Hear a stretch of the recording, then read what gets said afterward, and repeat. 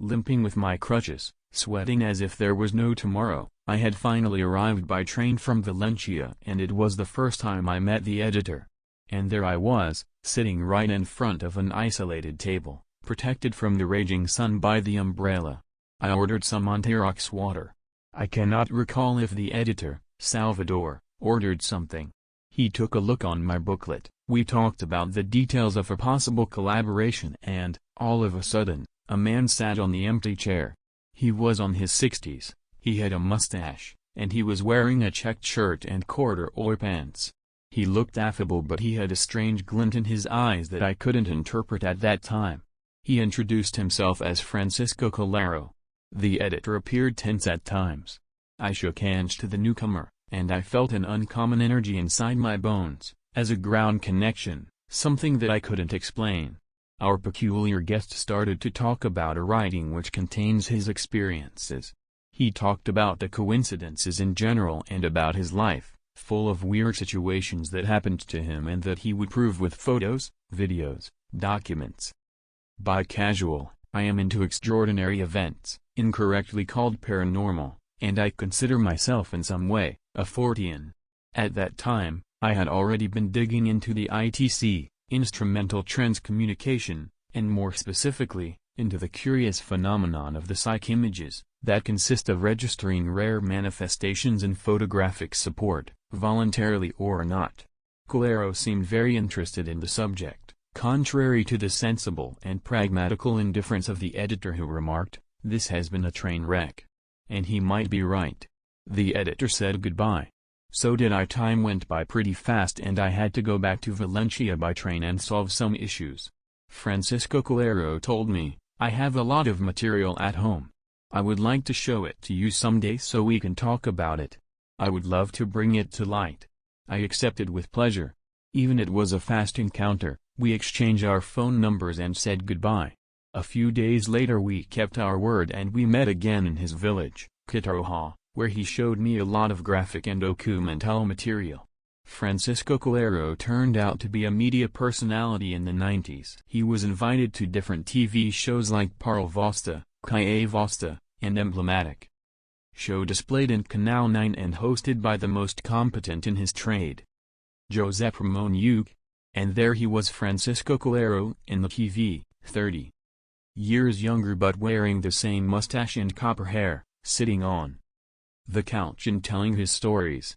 He also showed me some fragments from the Tele5 show Crónicas Marcianas, hosted by Javier Sarda, another big personality of the television, with other characters no less funny such as the Padre Apelas, Sanchez Ventura, even my dear and admired José Luis Cole. Interviewing a reincarnation of Saint John the Baptist that I will mention later in this book. My adolescence TV experience was arising. So missed and lost. I must confess that I got rid of my TV antenna long ago and I only watch YouTube now. At that time, TV shows were so good and people would know about the terrifying Bermuda's Triangle, the Antarctica, the Piri Reis maps, Raymond Moody and the Reincarnation, Von Däniken and the God's Gold, Astral Travels, Apocalyptical Messages, UFOs or Beings from Mars. All that orchestrated by my dearest and haggard Dr. Jimenez del Oso, a gentleman who used to talk about weird things in a very sensible way and who confessed, on one occasion, that he had been cohabiting with a ghost at home during several years. So did José Luis Balbin and La Clave, of course they did. But let's get back to Paco Calero. This gentleman was a small piece of this TV background and he used to tell his experiences. What I admit I love them. Added to all this, there was the automatic writing, lucid dreams, even possession and bilocation.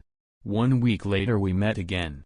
We had set it up at his store, a ground floor aimed to paper and stationery, the same store that had been a video store in the 90s and where there happened some of the strange facts, or at least peculiar facts, that he will relate later. He showed me some colorful but mystic drawings painted by his friend Lucia, representing ethereal and slim silhouettes of long-bearded men, who could be a religious character. Someone from the Pleiades constellation, a being from Mamo or somewhere in the galaxy, but always with the same light motif, a contact between two worlds and including mystical symbols, crosses, doves, the Holy Trinity and apparently Masonic symbology. He also showed me a quite naive painting done by himself. Francisco cannot paint, of devils and an UFO abducting people. Unbelievable, disturbing and very stimulating. In one of them, more specifically in the painting selected for the cover of this book, a masterpiece done by Lucia, it appears the mystical triad, the Father, the Son and, disturbingly, an UFO. You can also find a magical clock, such as the Mad Hatter's one. But, what would the author be thinking? Mysticism, quantum physics, a message in a bottle? What if the crew members of the UFOs were the angels themselves? A real festival of synaptic shades. He also showed me a collection of perturbing pictures what made him famous. These were some casual photographic portraits, taken with compact cameras, family portraits, where you can see a weird whirl of light, with density and volume, like a small vortex or tornado. I asked him to show me the negatives to examine them in detail, because I thought that I could interpret them properly. I studied photography and I have been a professional photographer, so I have the necessary knowledge about optics, densitometry, chemical processes and history of the photography, among others, to detect possible manipulations of the paper and certain mistakes given by veils of light, chemical veils, overexposure, mechanical manipulation of the negative, etc. Yes, I know that nobody is infallible, so I requested a lamp, if possible, a fluorescent tubes lamp. After a while, Francisco's son brought us a lamp from the Chinese store next door. I inspected the negatives carefully, repeatedly with a magnifier that I was given, and I could verify, without hiding my enthusiasm and my giggling, that those negatives hadn't been manipulated. I reaffirm my words, those reflections had the right density, and they didn't exceed the frame of the photogram, so they were, likely, something inside the scene. In a nutshell, I have no explanation for this. What I understood is that I found myself facing something exceptional. I could also surprisingly check that Francisco had no idea about photography. He was very kind and he gave me pictures and documents that I still gladly keep in my collection of valuable objects. He invited me again, that same weekend, to eat paella with some friends of his, something that I, as a good citizen from Valencia, couldn't refuse. Besides, the event took place in a village, Benizano, that is near my mother's village, and it was time to visit her, so everything fit wonderfully. I had the opportunity to meet Lucia in that communal paella lunch, the artist who created the special paintings, a simple old woman that I found really kind.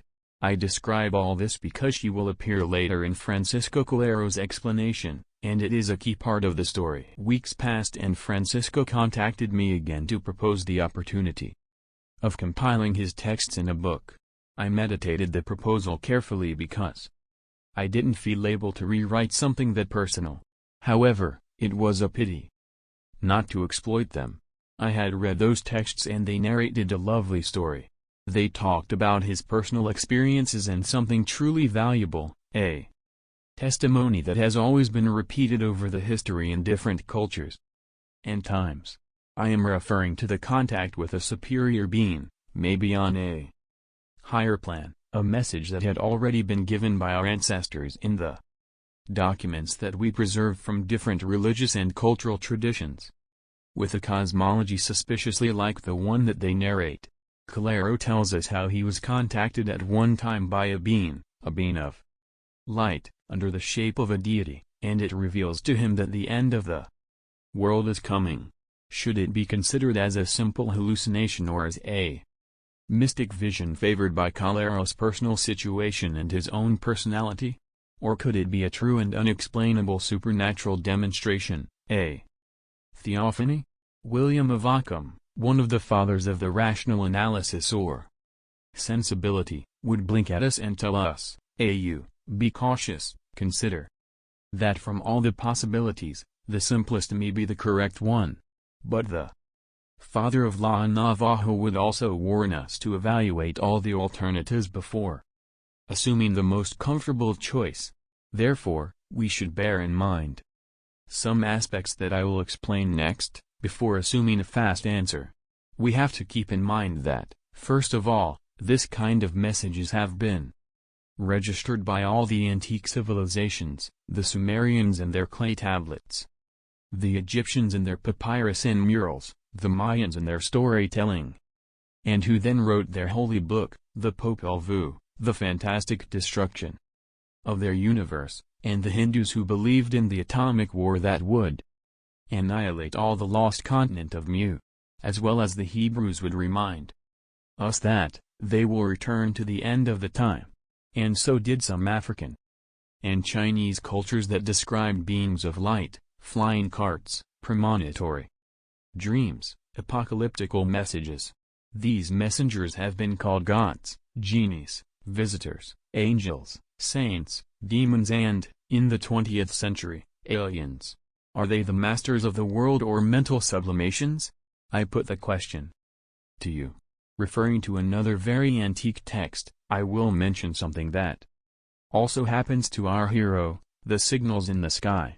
The Hindu Mahabharata, more than 5,000 years old, contains clear references to UFOs like flying machines of spherical shape that fly in the air. Their crew would be able to take long-term distances in a marvelously short time, flying up and down, forward and backwards, unlike the ships. Also, the Holy Bible, more specifically the Old Testament, tells us about Yahweh riding a vertical cloud that runs, giving instructions of blood sacrifices, as well as Jacob's stairs. That was a bridge between two worlds where angels can walk up and down towards the city of light. Likewise, the already mentioned Popol Vuh, translated as common house, describes gods who came from the stars in fire carts and taught us all the things. In the Book of the Secrets of Enoch, we find another fact truly interesting that connects with this book you have in your hands. Enoch, a fair and wise man, loved by the Lord, describes us some light beings that appeared on his bed headboard one night to take him outside the earth. Then two big men showed up, big as I have never seen before in the world. The faces were shining like the sun, their eyes were like ardent torches, fire came from their mouths and their dresses were made of feathers. This last detail is always recurrent in different representations of gods or Babylonic Assyrian genies. Watching Enoch terrified, both light beings said to him, "Be brave, Enoch, you have nothing to be afraid of. The eternal Lord has sent us to you. Here is that you will come to heaven with us." Enoch follows.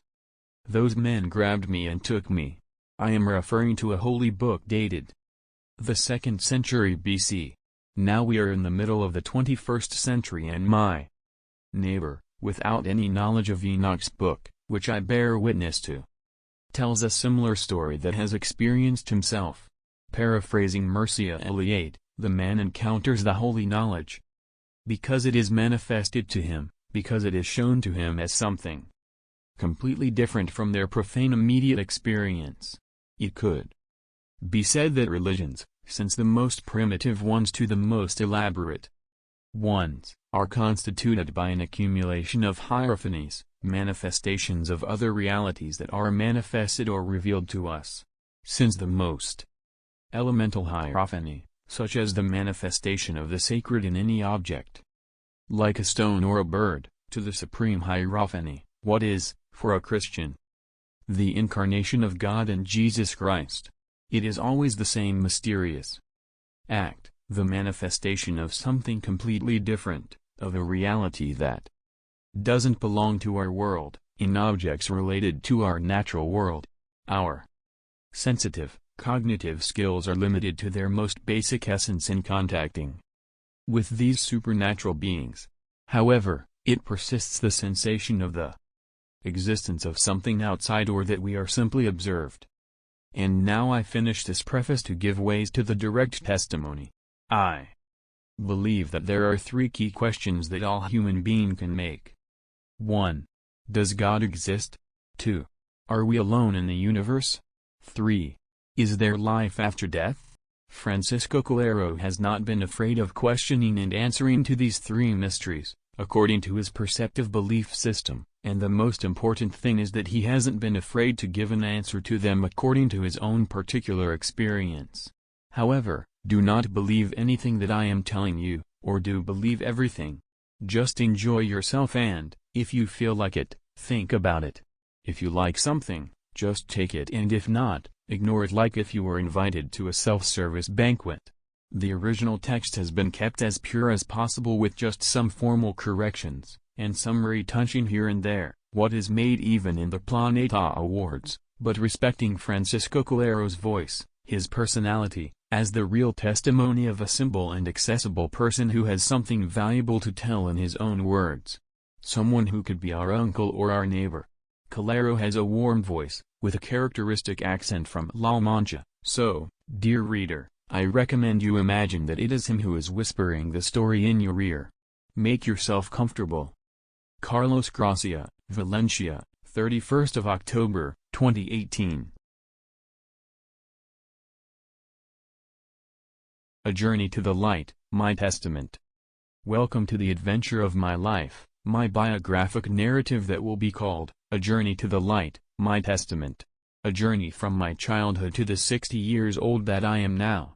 In this moment that I am writing the memories of an intense life both on the personal level and the spiritual one, is when it awakens the holy spark that every human carries inside them, the most remarkable aspect of this journey. This book will come into existence if someday it happens what God told me that would happen, or maybe if the editor consider it is suitable to publish. And the thing is that, on a day like any other, my house will be full of lights, celestial spheres. I, among more people, will be united and transformed into light. Consequently, some events will happen in the world.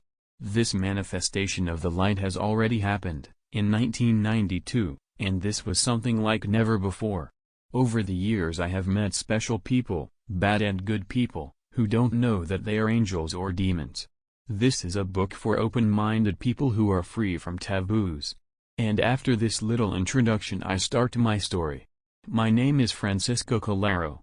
I was born in Bonte, in the region of Albacete, Spain, the 2nd of February in 1958 at 23:30 p.m., in a small village of about 1,200 residents. It was a winter day when, according to my parents, there was a huge storm that took several days. I was born at my grandparents' house, in a room that my parents prepared in the straw loft, or the chamber like they used to call it then, which was placed on the second floor of the house. In those days, when the couple didn't own a house, they used to settle down at their parents' home when they got married. According to my mother, it was a really difficult labor, and she was attended by the village's doctor at home, with many difficulties. I spent my childhood until I was 4 at my grandparents'. Thanks to them, my parents got to buy a 300-meter site where they built a stone, straw and clay house, because the concrete didn't exist yet or they couldn't afford it. When I was 4 or 5 years old, I remember to be already playing with my cousins in our new house's farmyard. My father, Manuel, was the youngest of 5 children of us. There were 4 sisters, Anna Maria, Manuela, Francisca, Hortensia and him. My mother, Natividad, was the 3rd daughter of 4 children, Pepe, Esmeralda, her, and then Paco. 2 brothers and 2 sisters. Humble families, both my father's and my mother's, who lived from agriculture, slaughter pigs, what was the biggest part of all our livelihood for the whole year, and some chickens. All that was part of the common life in our village. A curious fact that happened there when my father was young is that the sky turned red and covered all the place with a strange shine. After many hours, people didn't know what that was about. Some people left the village in their carts, thinking of the end of the world. Paco, my father's father, who had read something about this phenomenon, didn't leave his home because he knew that these were the northern lights. I don't remember much of my 4 and 5 years old. I remember walking around my grandparents' house, the chocolate that my grandmother used to give me and the sandwiches of olive oil with salt. I started to go to school at 5 years old. From that time, I remember the milk bottles with a particularly good taste, my first vaccination at school, and not much more. Except for my father's mother. Just these memories until I was 5. From 5 to 10 years old I keep more memories. I remember being a restless boy, for instance. Being with my father painting the fence of the house my parents had built and putting my hands on it to leave my prints. I had to run fast from my father. I remember the gangs of children and the fights we had, children from the road against children from Peñas Blancas, a neighborhood of the village. I remember playing tejos or the discs. That's a game that consists of making a circle in the ground and put some pesetas into it to try to take them out with a disc and keep them. We also played marbles, jump rope, we ran on wood scooters, we played the roller with a bicycle wheel. I also remember my stage as altar boy with the priest Don Antonio. All the boys of my age wanted to be the altar boy and Don Antonio would decide you're in, you are out. My experience as altar boy was really short because I stumbled a couple of times with his cassock, and I fell from the altar in the middle of Mass. I was truly strong, both physically and mentally, and I have been like that almost my entire life. I used to prank people and I was known by the pseudonym of Paco. Some curious things happened to me at that age. I was playing with some friends at the church's door. I don't really remember what, but I do remember what happened. It came to me a man that I had never seen before, and he told me, "Come with me." He took me apart from my friends to a place near there. He put me into some place like a truck cabin and said, "Look at this picture." It pictured me holding the hand of an unknown person. Then he took me from that cabin and brought me again with my friends. I also remember a nice awakening feeling like floating in a colorful light sea, really pleasant. This used to happen to me a lot when waking up in the mornings. I knew it was not a dream because it was a pleasant and familiar sensation. On another occasion, my cousin, who has bought a motorcycle, invited me to ride pillion. He drove the motorcycle. Well, riding at around 60 km/h, the motorcycle spun out in a curve, and I flew pucks in the air. I felt like someone, an invisible force, was holding me while rolling over, and gently, it left me in the ground where we both fetched up. I wasn't hurt at all. However, the motorcycle felt over my cousin, and he was seriously injured. Another thing that attracted my attention was the objects that I would find, and I noticed before finding them. More than once I told my friends, "I am going to find a golden chain," and a few moments later, I would find it laying in the ground. On another occasion, it occurred the same with a gold medal. I sensed things before they happened. And another event that I consider important, and I used to comment on with the rest of my friends, is that I would close my eyes and I place the head against a white wall, and in my mind, it would show up a movie, the one I would like to watch. I said to my friends, "Do that and you will watch the movies you want to, for instance, cartoons movies, Western ones, etc." And they did so and told me, "We don't see anything." I kept insisting on it because I thought that all the children would have the same capacities. Moreover, as an 8 or 9 years old boy, I helped my parents and grandparents with the country chores, going to the vineyard, removing rocks from my grandfather's field, going to the threshing floor and thresh out the barley. Removing rocks was a hard task because we would never finish removing them from the field, and it seemed that, the more we removed, the more there were. However, threshing out the barley was fun. 2 mules were hooked to a big board where I would stand up and spin round the threshing floor. One of the times I went to the vineyard, I hurt myself playing and I stood there hanging on the cart upside down, my face and head bloody. My relatives were truly scared. I believe that, for all these reasons, they considered me a playful boy. When I was 9 or 10, I don't remember the exact age, my father suffered from an asthmatic illness and the doctor recommended him to abandon the farming chores and to leave to other place where he could find a different job. As in both there were no industries nor other activities to make a living, but the country, they decided to move to Albal, a small town in Valencia where my father's niece found him a job as a worker in a furniture factory.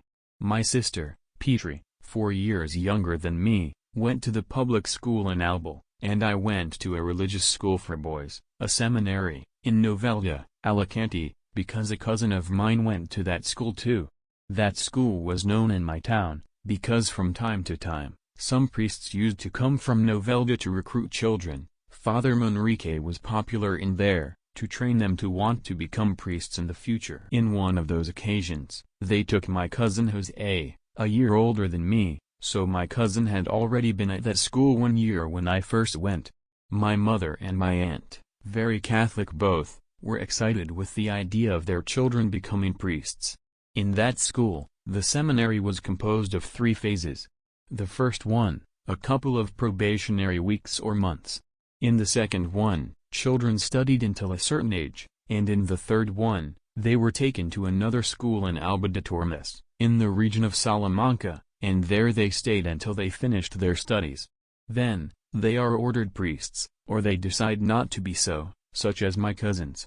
Finally, the 2 brothers, Jose and Alfonso, children of my mother's sister, were the ones who studied there. My experience at this first school in Novelda was quite short. Even if I was a playful 10 years boy, I was extremely naive. I didn't pass the tests of the first phase that consisted of a personal interview where they made a psychoanalysis of my personality. I didn't understand the reason for the illnesses, the old age and the human suffering. The history of Adam and Eve wasn't convincing to me. Today I am experiencing it with my 88 years old father, and I think I understand the purpose of the old age and the human suffering. So I got expelled. They sent a letter to my parents explaining that I wasn't good at studying and that they should send me to work when the age comes. And they did so. They sent me to the public school in Albal until I was 13 years old, and I could combine the school with a carpentry job, but I had to quit school and I started to work. I went to night classes until I was 14, that was the age when you can start working. During the summer, when my father was on holidays, between July and August, we used to go to our hometown. I was also working in a shop factory in Old Mansa, 22 km from Bont. I remember that a cousin of mine and I would wake up at 5 in the morning and take a bus to get to work. We would spend the entire day and we would come back at nightfall. We would take our food in small containers and eat in Gregoria's house, a cousin of my mother, although she used to offer us the food that she had made. That job was quite hard for a 14-year-old boy, and it lasted 1 month, the one that my father was on holidays. Once it finished, we came back to Albal, in Valencia, that is where we would have our new home. I must admit that I was not a good student. To get my elementary studies certificate I had to finish 8th grade and pass the exam. I will remember my entire life that I got a 4.8 when the passing grade was 5. I consider that it was a dirty trick of my last teacher, because by reason of 2 decimals I didn't get my elementary studies certificate and I got the scholarship certificate. This meant that I went to a public school for 8 years. To be honest, this means that I got the certificate for the dummies, and that's why when I am asked what I studied, I always say that I studied dummyology. Living day by day and overcoming all the obstacles has been my best lesson. However, I felt appreciated in the jobs I was getting.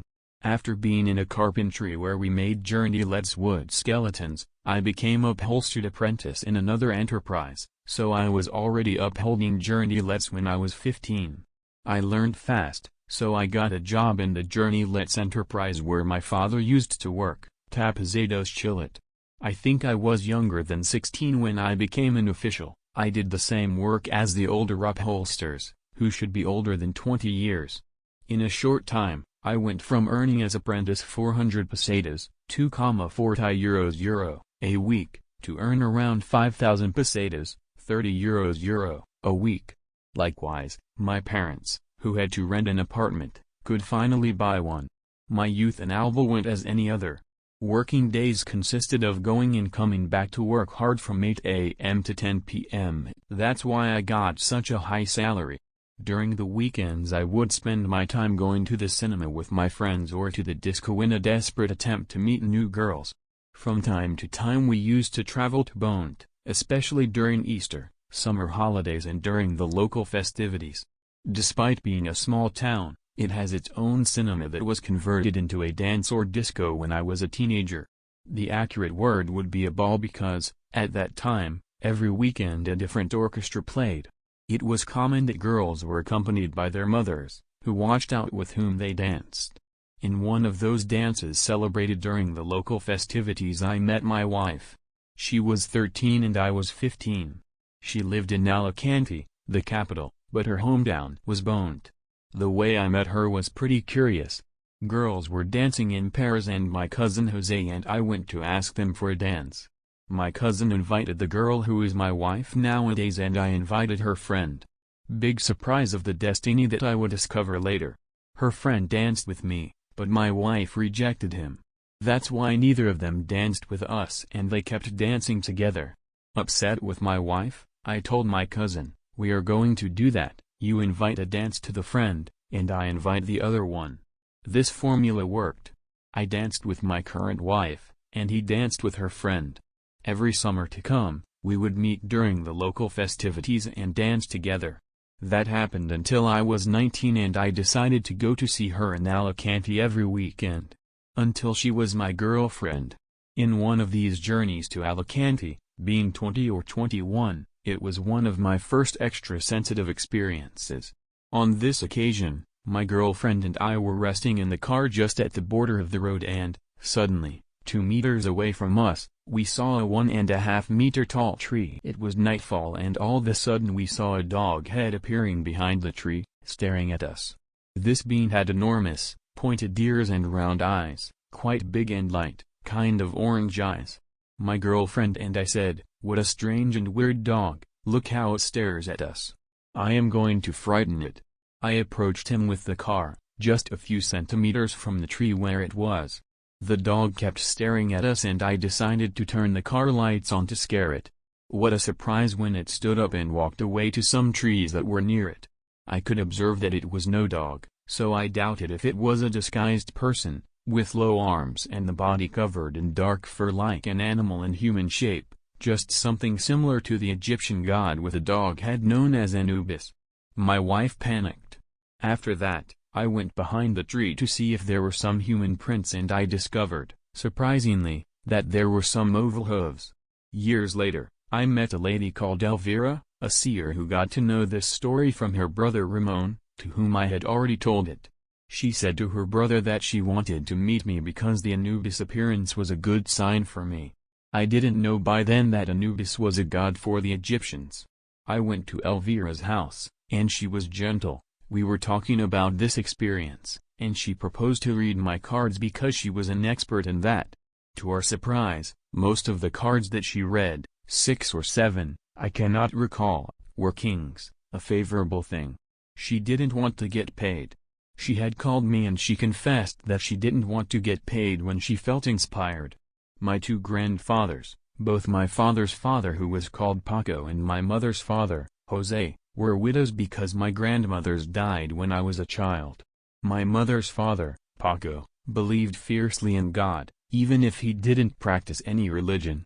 My father's father, Jose, didn't believe in God, he mostly believed in UFOs because he had sometimes seen, as an agricultor that he was, lights in the sky. He said that they weren't airplanes because, in that time, around 1930, there were just a few of them. And the lights that he had seen were circular. I loved the stories that he told me about the UFOs he had seen during all his life.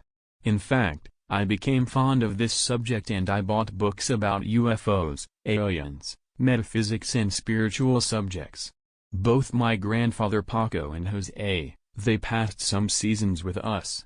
The day of my 8th birthday, my grandfather Paco called me to the kitchen and closed the door. He said that he wanted to talk to me about something. He felt that during all his life someone had been protecting him. He told me that it had to be an angel. For me, when I was in that trance, it was like just a few minutes because I felt as if I had been in a wonderful place where time didn't exist. I clarify that I call it soul or spirit because I don't know who to call it. I didn't see anybody. It was a mind or pure energy that took part of the universe.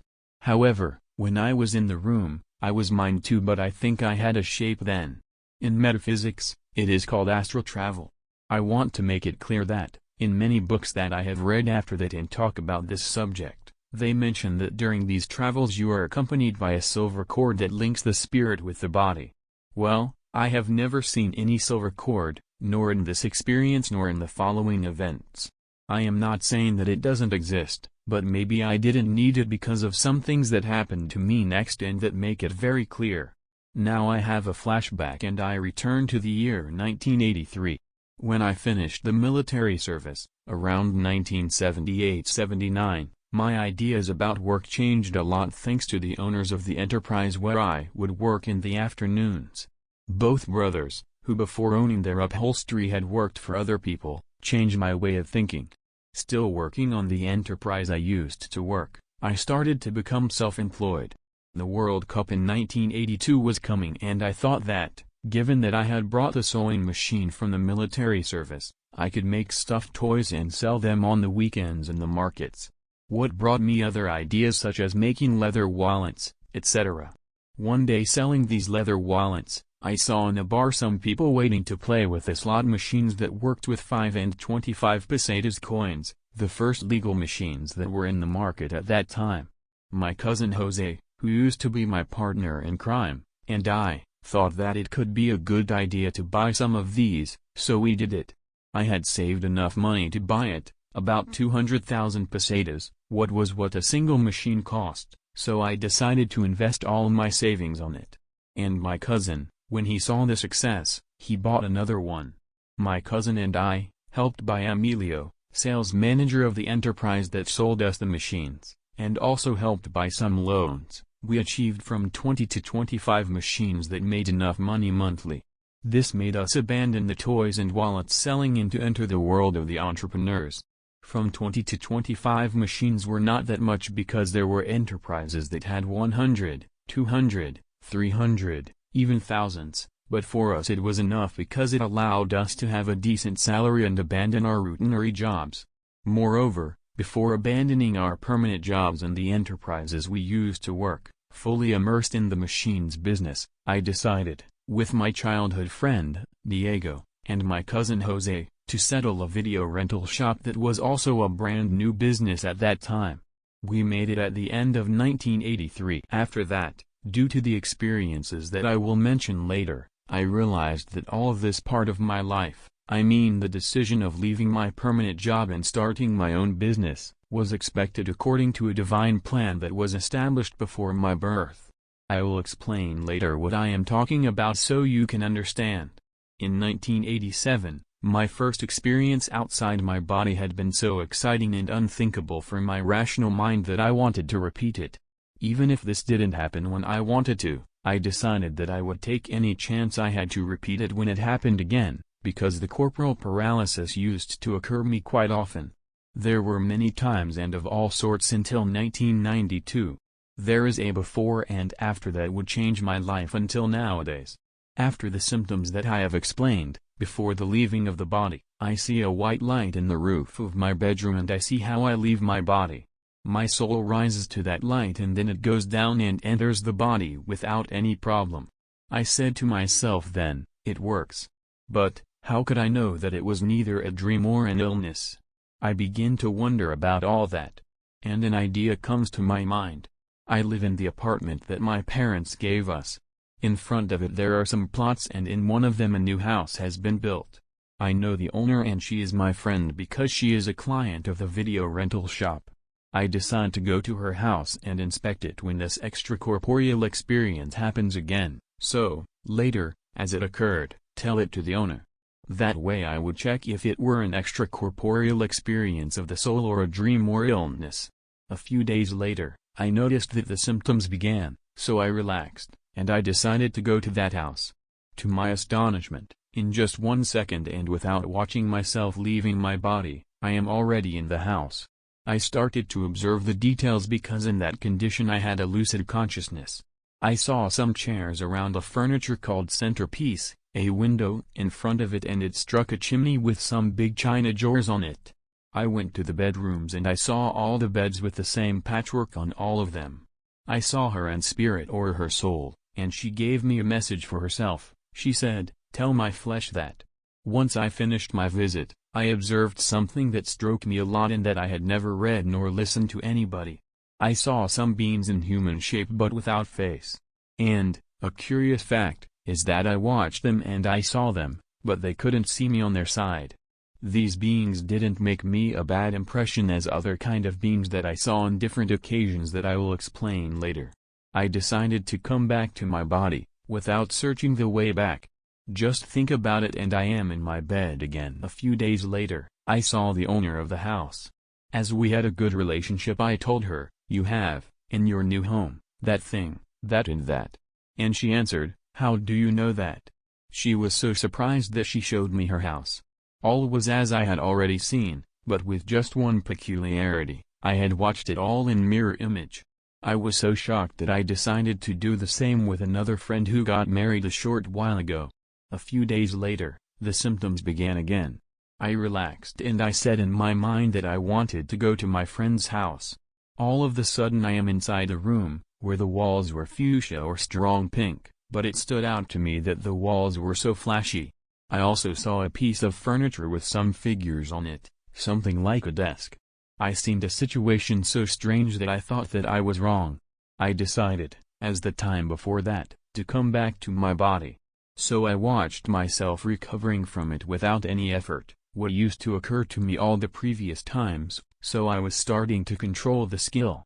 I encountered this friend of mine that I knew for a lot of years, and who also liked these subjects, and I said to her, "Do you have in your house a bedroom like this?" And she said no. I was so disappointed. She had recently got married and she lived in a new apartment. Suddenly, she said, "I cannot believe it, Paco, you are describing my bedroom at my parents'. It is just like you are describing it, the walls and the little piece of furniture that I have, even the figures. I have recently got married and when I think about my home, I think about my parents' house. That bedroom is where I have lived until now." I also must say that, among all the experiences that I will tell, there is something that astonishes me the most. Being in my body in that condition and without having already left it, I saw some dark beings like the ones I saw after in the movie Ghost Beyond Love. These beings stepped on my testicles and screamed, "You are dead. You are dead." I didn't feel pain. At least not a physical pain, but psychological. And I reacted and left my body, with my soul, and I mentally said, "God is the light of the universe, go away." The whole room lit up and they disappeared. Besides, apart from these and other experiences, I kept having more lucid dreams or visions, as you want to call them, and I lived a normal life. Increasingly, I was realizing that something weird was happening to me and, for the moment, I didn't understand. At this point of the story, I must clarify that the experiences that I am telling in this book have nothing to do with the normal dreams that everybody knows. I refer to lucid dreams, extracorporeal experiences, also known as astral travels, materializations, visions and light manifestations. I also remark that I can distinguish them from the normal dreams that I also have, as everybody else. But I can distinguish a normal dream from the experiences that I have described before. A normal dream develops itself and you're not conscious about being dreaming. You dream with nonsense things, silly things, and most of the times, you are not conscious that it is a dream. However, in a lucid dream and in the rest of the experiences I am describing, there is a conscience, so during most of them you know that your body is sleeping. I will set some examples. A normal dream, I see many cardinals dressed in black and wearing their red skullcap. They are all standing in line. Suddenly, the sky turns red, and they fall to the ground. Another dream, I see many human beings sleeping on the ground. Suddenly, an alarm sounds, and it is the signal that they were waiting for. They wake up and everybody who is sleeping goes to a white light circle that appears in the sky. A lucid dream, one day I was in the video rental shop and it comes a new client. Suddenly, I say to myself that I know him, but I don't know why. A few days later, it comes a new client that I will call Eusebio. I don't know his real name, and he joins the club to rent movies. Observing the movies that he rented and some commentaries that he made, I observe that he likes the same subjects as me. Moreover, there is a coincidence. I have a birthmark on my right ankle, and he has the same one but on the left one. We become friends even if I don't like some things, like how he reacts to people. I go ahead with my extracorporeal experiences. One day, as I had read something related to Antarctica, I thought, when this happens to me, I will try to travel in time and visit Antarctica. It occurs as always because I am already used to these experiences. When I think about my wish to go to Antarctica, I see myself inside a light spiral. I observe the walls of this spiral, that are blinding lights. Then, I am standing on a terrace where there are monks wearing tunics and some pointy hoods on their heads, as we can usually see in the processions. There are many of them, divided into groups and in line. One of them is dressed in white and other ones in brown. I see myself dressed in white, talking to this guy, Eusebiu, who is dressed in brown. If I had to speak about our status, I would say that we are something important in those armies, and a rainbow lightning covers our heads. We are talking, and this is not a nice talk because we are arguing about something that I cannot remember. Somehow, we belong to opposite sides. Then, I link the lucid dream that I had some days before with Eusebiu. The one where I saw myself in the video rental shop and a new client appeared. Little by little, my dreams gave me information about him. In real life he seemed to be one way and the dreams, a quite different one, as if this is not his true nature. Even though and despite my doubts about him, we were friends during a period. I must admit that we got along because we liked the same things, and it led us to start an electronic business, because it was his field. We started the business, Eusebiu, Paco Cifuentes, another friend from my childhood, some people we knew and me. In total we were 5 partners. There was another detail that I didn't like at all. Eusebiu said that he did not have money to start the business, so the rest of us put in the money to do so. The quantity that each member, except for him, contributed was quite curious, 666.666 pesetas. Mari Carmen, a friend of mine, said, "Paco, that number, 666 is the number of the beast." But this number happened to be the one tad each one after suffering Eusebiu's trick. Later, we discovered that it was a lie, that he couldn't contribute to the payment because he had no money. A while after setting the enterprise, it came the moment to do the tax return, and what a surprise! Truth stood out. Eusebiu asked my cousin, Jose, to review his tax declaration. I don't know if he did so, but thanks to the information that he gave my cousin to do it, we discovered that not a long time ago he had collected 4 million pesetas from a dismissal in Ford Cars, where he had worked. I remember that, according to my cousin, Eusebiu had that money. He had pranked us. I saw many more details that I didn't like at all, but something unexplainable unites us. I was swimming in a sea of doubts because of an important fact to me that happened in our relationship and that I will never forget. Later, when the light manifested to me, event that I will explain later, I was given an answer. It happened as follows. One day at about 8 o'clock, I remember it was already night. I got a phone call from Eusebiu who told me, "Paco, come here and you will see 2 UFOs and you will see what a spectacle." So I picked my car and I went to the address he had given to me. I was so excited that I forgot to pick the video camera that I had by then. I arrived at the place and there he was with a worker of an enterprise where he used to work, outside Sheila, a town near Valencia. I saw 2 circles of white light in a field near a path. They were 4 meters in diameter, 20 meters above us, and they moved slowly, shaping a horizontal 8 over a slight fog around them. It was an amazing event. It cannot be compared to any disco flashlights that could be projected through the clouds. We were watching this spectacle for about half an hour. Very excited, I gave the keys of my car to the worker who was with my friend, thinking that those UFOs would descend, and we would leave with them. But, as if they had vanished, the UFOs and the fog disappeared. Then I asked myself some questions. Were they light circles? Were they metallic? Were they made of light? And what about the fog? Later, I would get all the answers. Due to this incident that I will never forget and some things that I didn't like about Eusebiu, added to the warnings about him in my dreams, I decided to quit the enterprise that we had created. First, I said it to my childhood's friend, Paco Cifuentes, who was a partner of the enterprise. I said, "You should stop being in contact with this person. He is going to ruin you." I had dreamt about it, that he would be broke because of Eusebiu, but he didn't listen to me. He was blind, this person had hypnotized him. Sometime later, he ended up losing his house and was full of outstanding debts.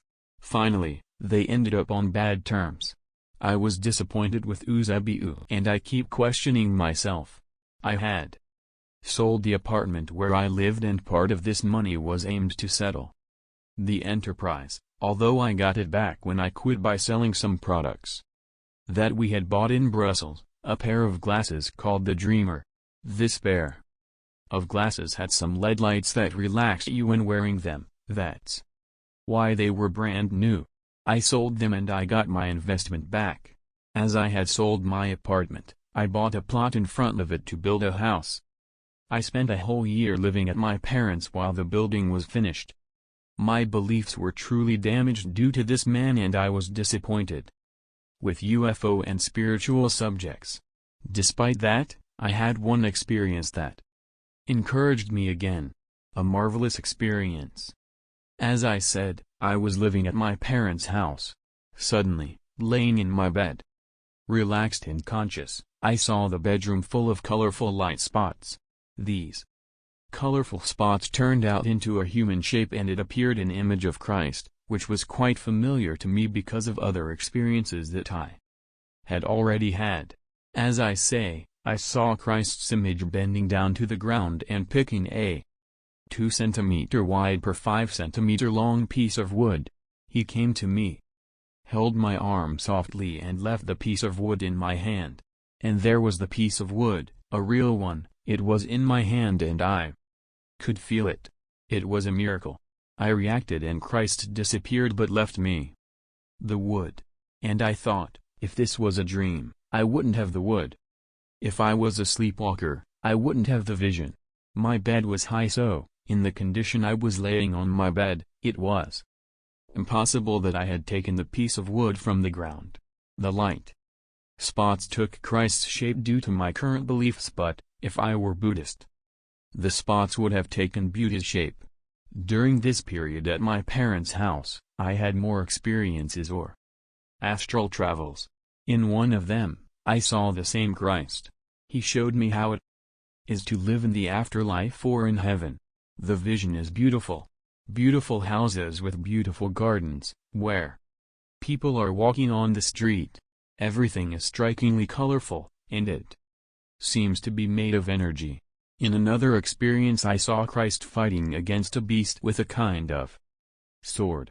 He took advantage over the beast or demon. This Christ got distracted, turning his head, and the beast took the sword from him and he became a child. The fight scenario is the earth and the weapon they use is a sword or a mace, and I have the feeling that the beast finally won because of Christ's mistake. Later I understood this dream. The fight against the beast is the fight between light and darkness. The weapon is their message to humankind. By taking the weapon to Christ and becoming a child, means the tergiversation of his message, manipulated during the centuries, as everybody can trick a child. All this was explained to me during the revelations that the light made me in 1992. On another occasion, in a lucid dream, I saw Christ again beside me. He was wearing a crown of thorns. He took it off with his own hands and put it on my head. Then I started bleeding because of the thorns, but, to my surprise, this blood bathed me and it pleased me. In these experiences, I could not always control where I wanted to go. I remember once that, suddenly, I appeared in a hospital where there were many people made of light. Some people were lighter and other people made of less light, but their bodies were made of light. I appeared there and I toured the hospital. I saw how these people, the ones that were laying down, stood up and stared at me. I attracted their attention very much, as if someone strange to them were visiting them. In this occasion, my body was also made of light. Another experience that I liked very much and that was very cute was this, in which I saw myself in the sky near over clouds in a clear sky, through the air, and an unknown and invisible force took me from one place to another. Suddenly, this invisible force became an old man with white hair and beard who put me into a sea of transparent waters, and he took me from it. He played with me until he left me on an island where there were many young men and women who were wearing the same clothes, as if they were dressed in school uniforms. Among these men and women, I saw a friend of mine that I mentioned before, Mari Carmen. I went to say hello, but the old man told me, "She doesn't know you are here yet." I had the impression that those young people were ready to be born on the earth and they were in a stage of no time and they may also be new souls. I must clarify that, on the other side or in that dimension, time doesn't exist as we know it on the earth. After that, I saw myself in my fleshy body. As I had a big telescope, one day my wife, my cousin Alfonso and I, talked about carrying it to a field near Alba, where we lived, and install it there to see the stars because the night sky can be seen better in the countryside than in the city, where the street lamps can dazzle and affect the focus of the telescope.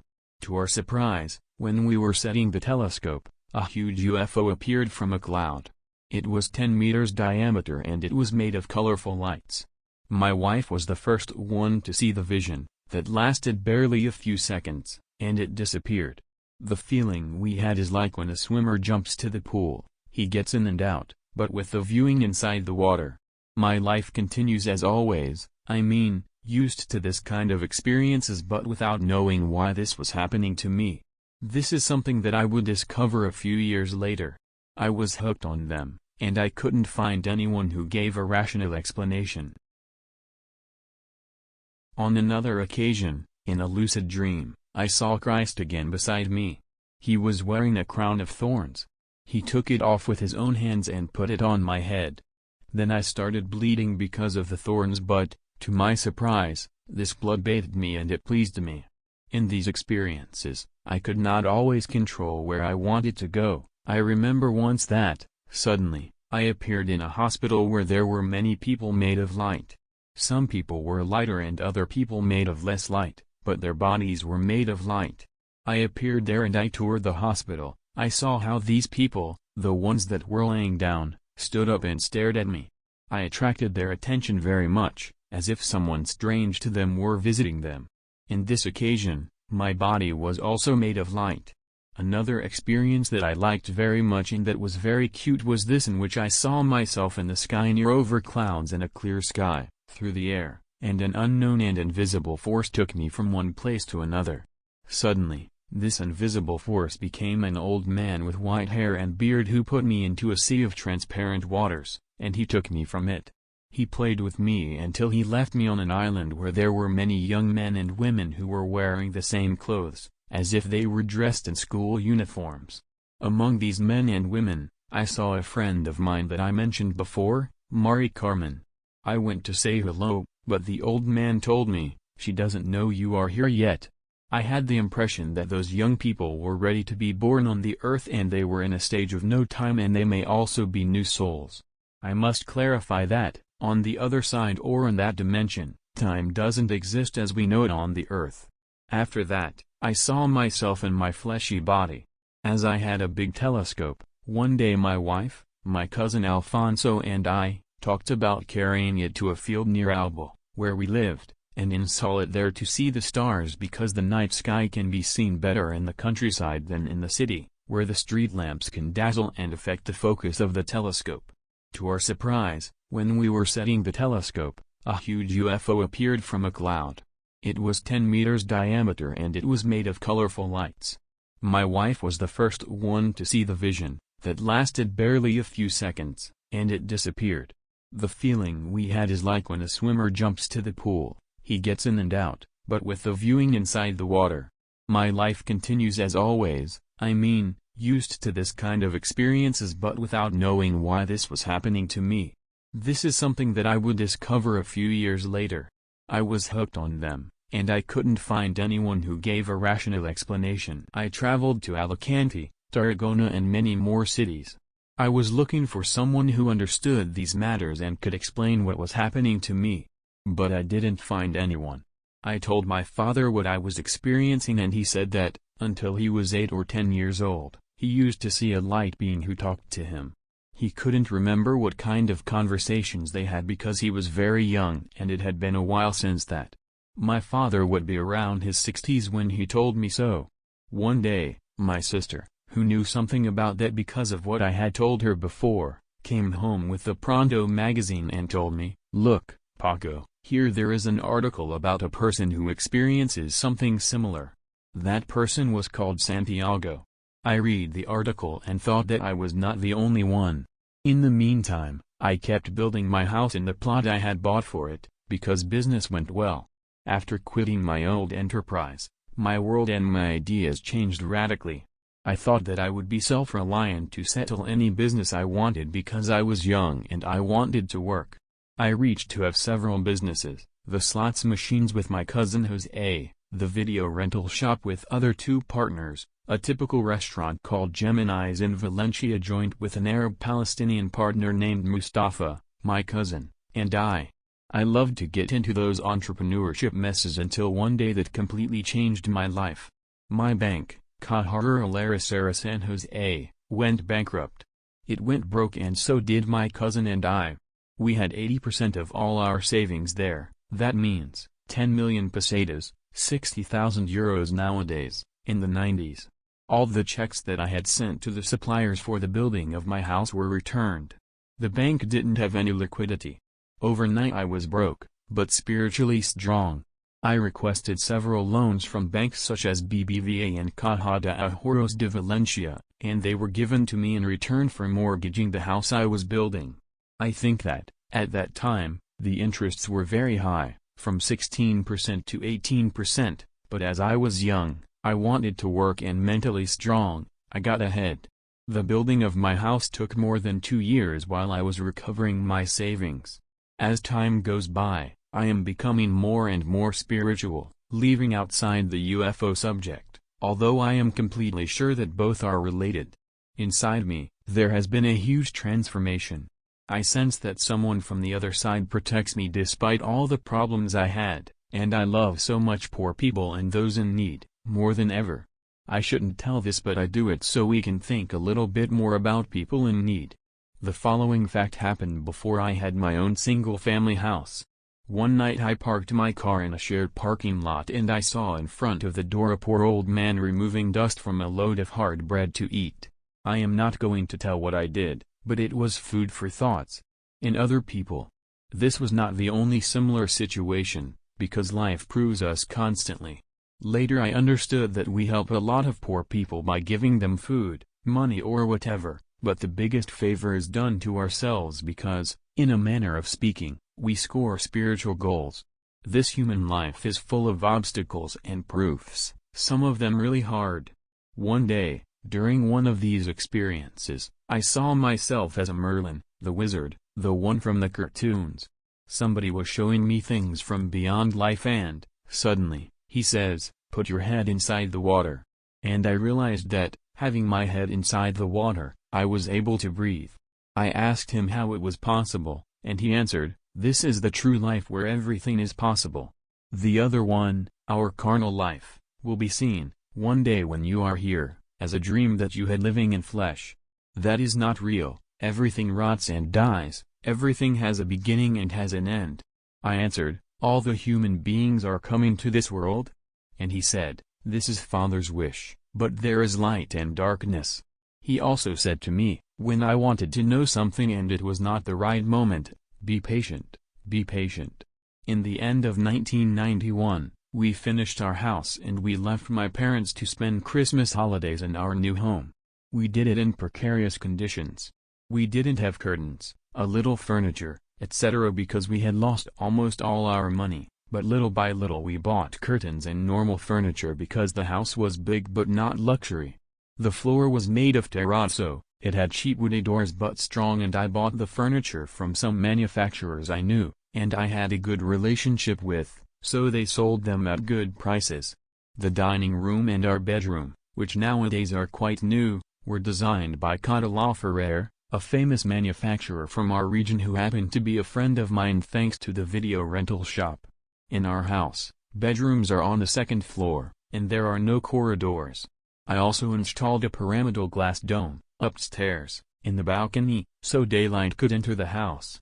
I will always remember my first experience in this new house. I was sick, I think I had a cold, in our bedroom on the second floor, laying in my bed. My wife brought me dinner in an oval tray. My dinner was a piece of potato tortilla, a piece of meat and bread. The scenario on the tray was quite simple. A piece of tortilla on a plate, a piece of meat on another plate, and a slide of bread with no plate. Just one fork, and I say just because I started to eat tortilla with no knife on the tray. We were sure about it because the scenario was not big, a simple metallic tray. My wife said, "I am going downstairs and bring you a knife." I forgot it.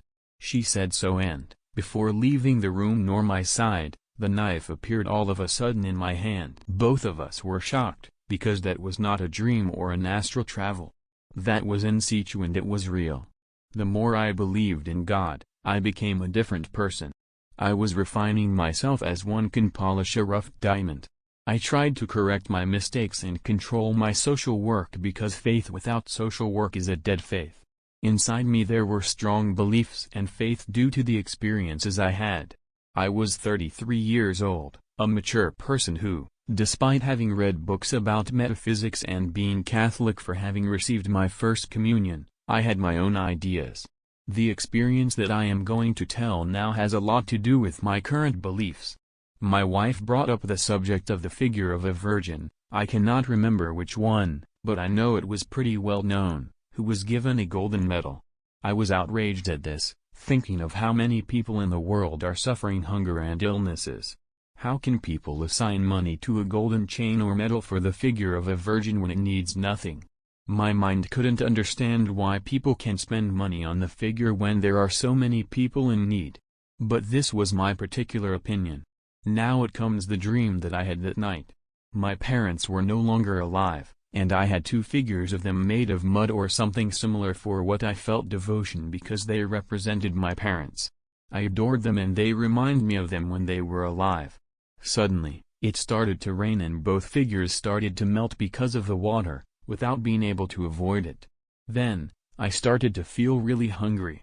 For me, this dream meant that I had to respect other people's beliefs, but the important thing is to feed hungry people. That was my interpretation. Now we arrive in the year 1992 and I am still having my experiences, dreams, visions. I had a dream that I cannot set in time where I saw a bright colors scenario. I saw myself and Santiago, the boy that my sister had told me about from Pronto magazine. He and I were wearing tunics in the same color. I remember that there were vivid colors. I didn't know him in person, just from the magazine and from the dream I was having. All of a sudden, the scenario changed and I saw myself in the store just with him. The scenario changed again, and I saw both of us together and many people listening to what we were saying. After that dream, one day being comfortable and sitting in the couch, I was watching TV and I saw Santiago in an interviews TV show driven by a comedian called Cole, from the duet Tip and College. I think that it was Cole, the shortest one, who interviewed the guests. I observed that Santiago was telling his experiences and said, "The moment has arrived for me to identify myself," and he said that his spirit was the same spirit of Elias and Saint John the Baptist in other reincarnations. He also talked about his extracorporeal experiences and his experiences with God. People laughed at him. I say to myself that we would meet someday. But we will talk about that later.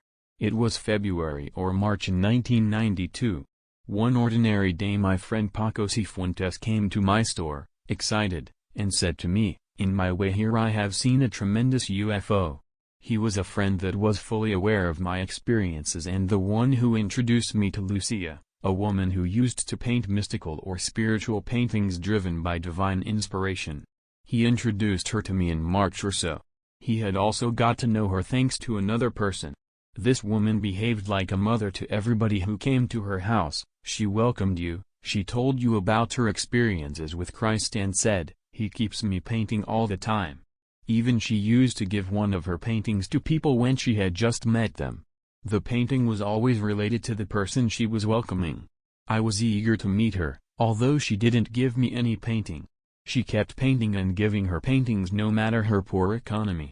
Manolo, her husband, had a small subsidy because he had worked in Astilleros. They were struggling to survive because they had 3 kids to sustain, but the faith of this woman was enormous. Lucia was, and she is, a person who loves everybody and everybody loves her. I told her some of my experiences. I told her, for instance, the experience of the piece of wood and Christ.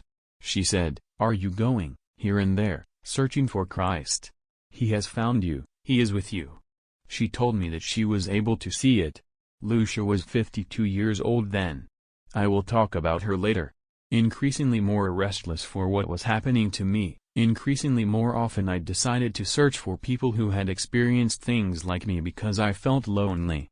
I only shared this subject with my friend Paco Cifuentes, my friend Mark Harmon and some more people.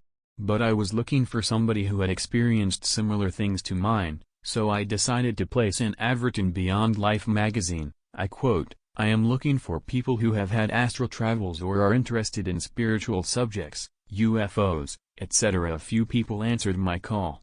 A woman called Elvira, a couple, his name was Juan Carlos and I cannot remember hers, a priest named Facundo who added to the club Daniel and his wife, Pepita, truly devoted and clients of the video rental shop. We were 8 people besides the priest, who would join us sporadically. My wife didn't like these meetings and she participated for me, because she had been my companion during my spiritual research. We were in March 1992. Now and then we used to meet the members of this crew at home of one of them. We talked and talked about the matters that I have already mentioned, and we would do some hypnosis exercises, concentrate watching a candle, relaxation exercises and some journeys to the countryside to watch UFOs if possible. I remember that Daniel's wife had a phobia of doves, she was not able to see them or even be close to them. Juan Carlos proposed to play Ouija and ask some questions about this phobia and some more. I had never played this game that I consider very dangerous. This Ouija game was blowing hot and cold at the same time, as I am going to explain to you. We asked the game why Pepita had a phobia of doves, and it answered that in another life she was a vulture. It also gave us answers to questions that didn't make any sense, that's why I am saying that it was blowing hot and cold at the same time. But there was one question and its answer that stuck in my head for what happened next May. We asked about humankind, if we are getting better or worse, and it answered that from May everything was going to change, but no more explanation was given. We tried it more times but we abandoned the subject because nothing extraordinary happened. Juan Carlos said that most of the times it was all a lie. Facundo, the priest, introduced us to another couple. His name was Blas and he was a police agent, who were also devoted to God. Facundo suggested that we kept meeting, talk about these and other subjects. He also proposed that we create a congregation to give service to his church. Neither my friend Cifuentes, nor Juan Carlos, nor I didn't like the idea, so the crew split up. This did not last long and we all followed different paths, except for my friend Paco Cifuentes and I, who were very close since our childhood. After that, my cousin Maruja came back, the member of Jehovah's Witnesses, who visited me at home accompanied by another worshipper. She tried to convince me again to join that congregation. Look at these pictures. She showed me a magazine, Atalaya, edited in USA in 1982 where I could read, "Jehovah will destroy bad people who don't change." Psalms 37:9-10 Lucas 13:7, Corinthians 6:9-10. In the magazine there was an apocalyptical image and among these pictures I found myself, there painted, so she said, "Look where are you painted?" I was the only one standing up. The others were drowning, being swallowed in the ground, etc. In the photo caption there was written, "Jehovah will destroy the bad ones who don't change." I must admit that the person in the picture was identical to me, both physically and my dressing. I declined her proposal again, because I wanted to be free. The only thing I needed to live was God and I had my own ideas. I didn't want nobody to tell me what to do or think, if something was good or bad. I already had my consciousness for that. What I considered it was quite evolved thanks to the events I had already experienced through the years. Even though I must admit that I didn't know everything about UFOs, and my thing was more spiritual, I also thought that nobody knows everything, no religion nor me. The truth was a ball and it broke into pieces. Despite all that I have told you, I still had many doubts. Until May 1992. where I got many answers about spiritual matters, UFOs and the beyond life. The night of the 2nd of May 1992, I arrived at home after a normal day. As any other. I had been working at the video rental shop, as always. I went to sleep and about 4 in the morning I felt a strong smell of roses. I didn't think it was important and I kept sleeping. The next morning, at the same time, I woke up again and I felt the same smell of roses. But this time I felt a presence in the bedroom. This happened during the following days. The 5th or the 6th day, I felt other symptoms in my mind. One of those symptoms was feeling the clock hands inside my brain.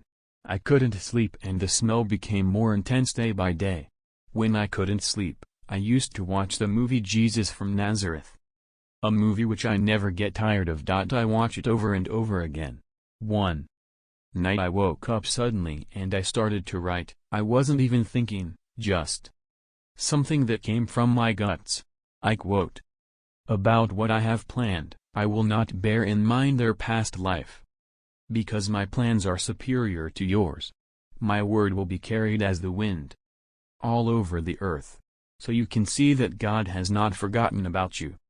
This is His word. This is His message, and, to spread it, I will give you the gift of prediction.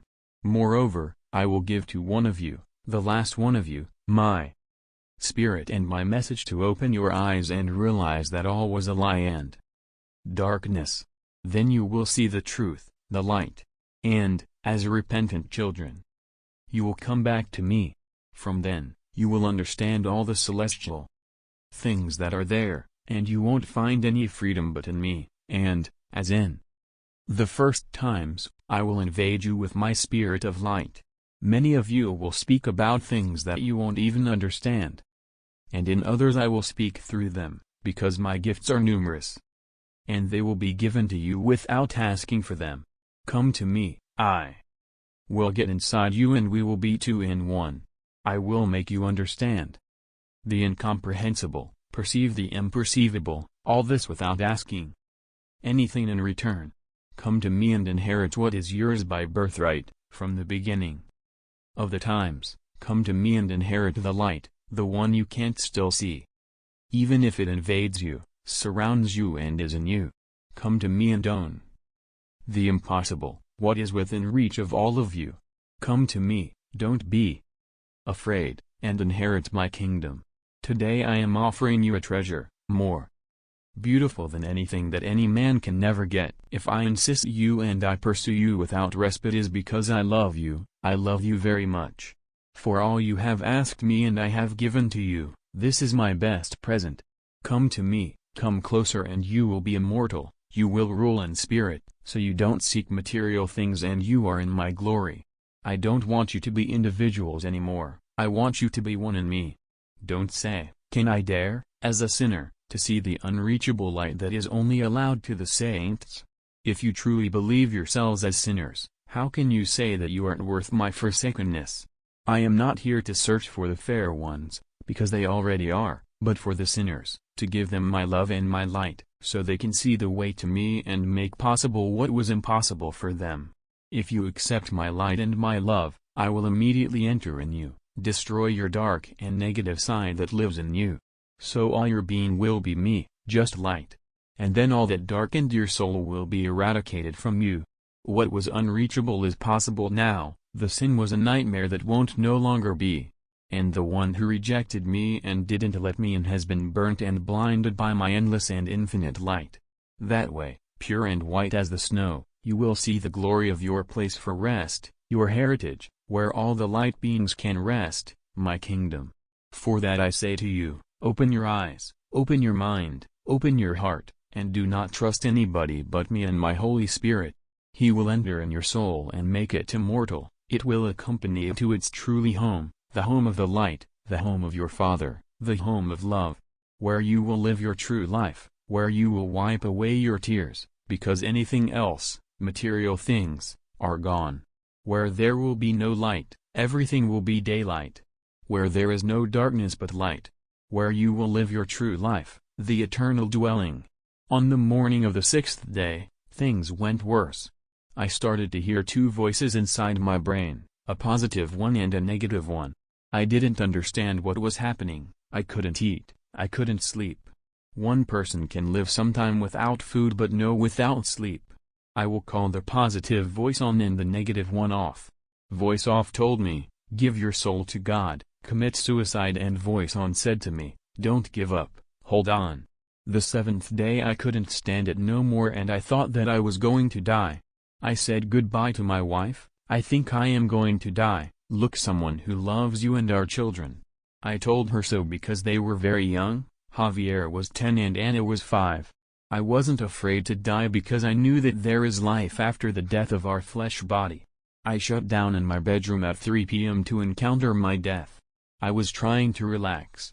Tired of waiting because death didn't come for me, I stood up and went to the video rental shop. Being there, my friend Paco Cifuentes arrived to try to help me, because he knew what was really happening.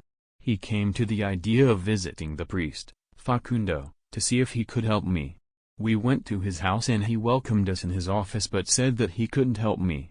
I think that he didn't understand very well what was happening to me, something that I will always doubt because of what the light would tell me after. Me friend Paco Cifuentes drove me home. About 9 or 10 at night, I went to my bedroom again. I picked a lace and I tied myself to my bed. I felt asleep and I don't remember anything else but the morning of the 8th day, Friday, maybe at 5 or 6 in the morning. I woke up and I felt good, but there was something in the room, a strange light that introduced itself inside my body. I started to feel an electricity current going down my body, that was taking control of me. But it left me conscious, situation that is very difficult to explain. I woke up my wife and she said to me, Paco, are you okay now? And I answered her back, I am not Paco, I am the light. The voice had changed, it was using my body, but I was aware of everything. My wife realized that something was wrong, and she asked, are you God? The light repeated through my mouth, I am not God, I am the light. My wife answered back, where is Paco? So the light told her, he is not here, I am using his body right now. Then, he said to my wife, I am being called. Who is calling you? My body, hands palm up and looking up, answered, I have to see someone. My wife wondered, to whom? And it answered back, I don't know yet. Wait. The light remained with the hands palm up and explained, I know it yet, I have been told so. In this world, nowadays, his name is Paco Cifuentes. He is Paco's friend, call him, tell him to come here. As it was using my body, I was seeing and observing everything. I was listening to what the light was telling my wife, what the universe said. The light had a cosmic consciousness. It was like speaking by phone with someone who is very far away. The light kept telling, the darkness has tried to kill Paco, but this body can no longer be killed. Your husband has been trained during these years, he has been and will pass through many severe tests.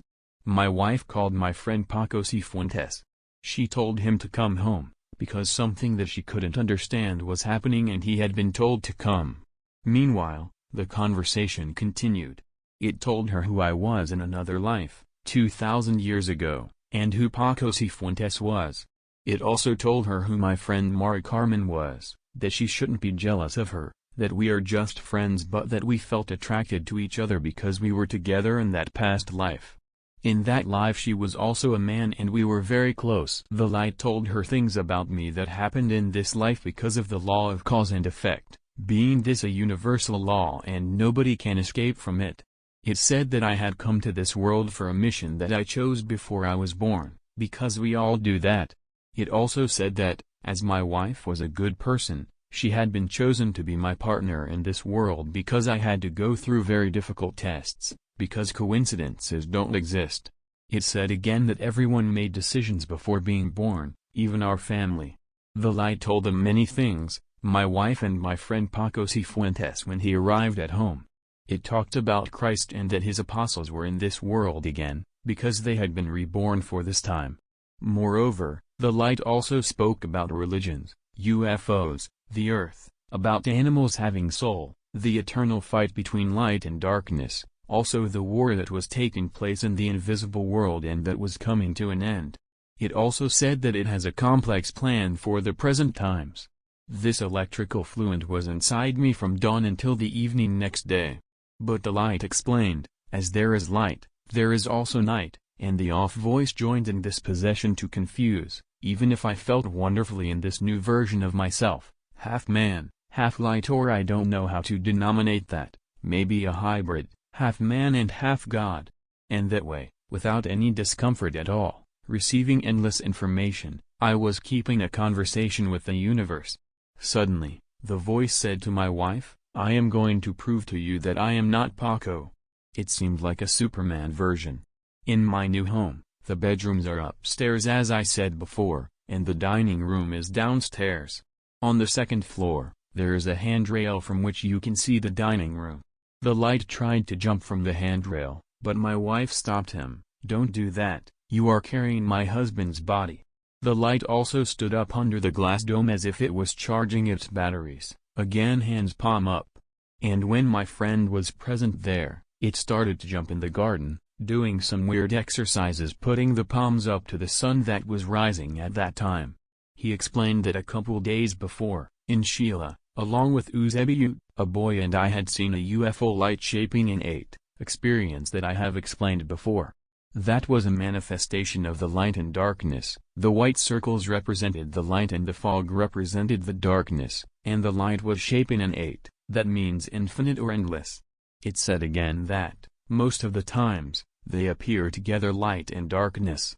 And it implied that, except for the boy that was watching the spectacle, one was son of the light and the other one was son of the darkness. Both entities have the same power. The off voice said, "What happened that night in Sheila, will happen again tonight in the same place." The on voice said, "No, that will happen eventually in this home." I didn't understand what was happening. One voice contradicted the other one. We were three inside my body, the light, the darkness, and my consciousness. The light smelled like my garden's roses, the darkness ate them. One said to my friend Paco Cifuentes, "Do not smoke." The other one said, "Smoke everything you want." That night didn't happen anything of what the off voice said it would happen. Neither my friend nor me understood what was happening, and the on voice said, "You won't understand many things that you have been told, and you will forget many of them, but it is a matter of time that you understand and remember everything. You are angels as you are gods, you have your real family above. This world is just a farm where you all come." The light explained that all this struggle between the light and the darkness started 300,000 years ago in Atlantis. They were energies that came to the earth with an incredible plan, a beautiful one, that was grandiose for this world, but the greed of some of these energies caused the fight for the earth's control. They split into two groups, the good ones and the bad ones, for a better understanding. The bad ones took control of the earth. When I talked about this subject with someone that I met some years later, he said, "Read the book Bringers of the Dawn by Barbara Marciniak. It explains what you are telling me." So I searched for the book on the internet and I bought it. This is a small summary of Chapter 2, about the journey of the Principal Creator. The Principal Creator brought to this universe energies and life essences, extensions of itself. For the earth, there was an incredible, beautiful plan, a paradise. In particular, it was designed as a free will zone where all the beings were part of the light's family and energies could be made.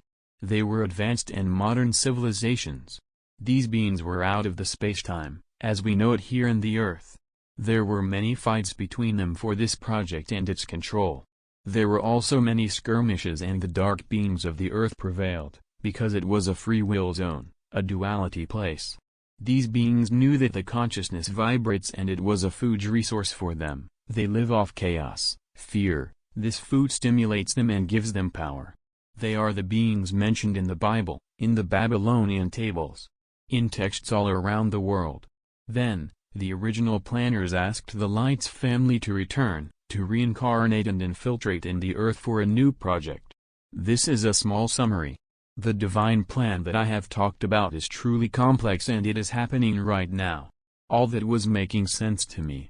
All this is quite complex, and it is happening right now. In one of the visions I had, I saw a computer, and in front of the computer there was someone. Let's call it the light or God. creating a new system for the Earth. And when he was about to start this new program, suddenly and unexpected, a strange virus spoiled everything, changing the facts and started all over again. Thanks to the explanations that the light gave me, I started to understand some things that had happened to me before. I found the answer to many questions. It explained to me that when Christ came to the earth the last time, 2,000 years ago, the darkness had won. That's why he got killed. The earth filled up with darkness and the promised kingdom never arrived. Sheep got lost without their shepherd. Nowadays the same fight is taking place in the invisible world, but, this time, the light is winning. Religions had cheated us, distorting the truth. It also said, "You are here, again, the ones from all the times. You have been here many times, separately, but now you are all gathered voluntarily." It was also talking about reincarnation, who I was in another life, a subject that had never bothered me. It also said that the human being has been given many chances and this one is the last one. That there are people like angels or gods incarnated but that they don't know it yet, but the same way there are angels, there are also demons, and the light repeated, the same way there is day there is night. It doesn't matter if someone believes in God or not, the question is to be a good person. He also explained that UFOs were manifestations of the light, and the darkness, as it came from no planet, has the power to materialize in anything it wants. Darkness fools many people saying, we come from this or that planet, to achieve that the humankind doesn't believe in God, but in aliens. It also said that there were books, songs, movies, inspired by the light. It insisted on watching the movie Ghost, Beyond Love, because it shows what happens when someone leaves this world. Our soul is taken by the light or the darkness.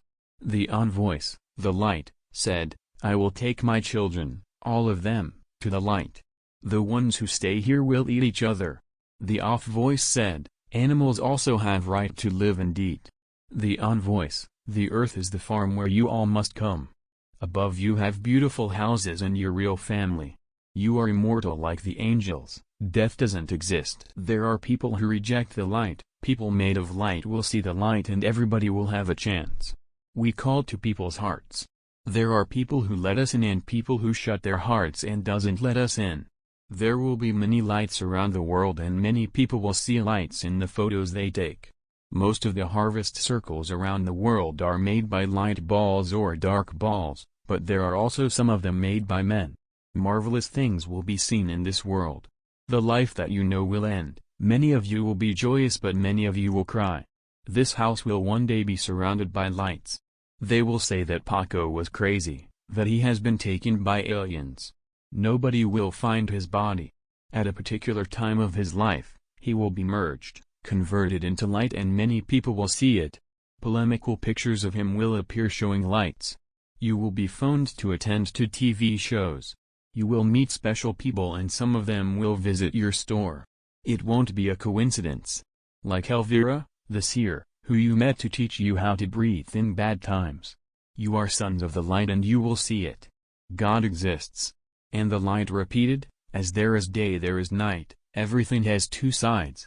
It didn't stop repeating, love, love, love, the only and true word. There is a surplus of religions. Money is neutral, you can do good or bad with it, depending on how you use it. It also talked about many human beings' greed. It said that sex wasn't a sin and that killing animals for pleasure it is a sin because they have souls. Paco Cifuentes was there with me and the light said that I would be given a painting, where it appears the Father and the Son and, eventually, I would understand it. It also said that we were facing apocalyptic times. It also spoke about Eusebiu, the guy I had a relationship with and that didn't end up on good terms. It said, Eusebiu, poor boy. Moreover, it mentioned the priest that knew everything. I guess that it meant that the priest knew everything I was going through. It spoke about the paintings made by Lucia, that were conceived by God and she was only the means to materialize them, her hands, as if God was the brush and she was the inkwell. It said that I would be given proofs in the future to verify that everything was true. And that's how it happened later during the years to come. My family and friends couldn't explain what had happened. The only one who had an idea was me, because I was experiencing it, Something extraordinary happened to me, and the light that was inside me from dawn to the next afternoon disappeared with the electrical fluid. The light said many more things that shouldn't be revealed yet.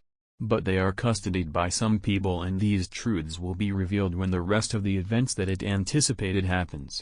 My family, including my cousin Jose, thought the worse, and they contacted a very well-known psychiatrist in Valencia, who also taught at university. This psychiatrist was known as the Red Psychiatrist. I don't know if it was that same day or the following one, when I was proposed to visit him. I refused because what happened to me was no craziness. They convinced me to have a phone conversation with him, and I agreed. He asked me many questions, and he said to my family that I reason well, so they shouldn't be worried about me. Something weird happened to him, but he is fine. That same evening, still looking for a rational explanation, my wife and my friend Paco took me to visit Lucia. In my friend's car, as there was still some light essence inside me, I whisper, "Now she will give him the painting of the Father and the Son." We arrived at Lucia's, and we sat in the dining room to tell her what had occurred. Even though he didn't talk about the painting, she left the dining room and went to one of the bedrooms to pick something and said, "Inside this bag, I have a painting for you." Nobody knew about this painting because she painted it in 1987, as it is noted in the back side. We were in 1992, and it was saved in a wardrobe.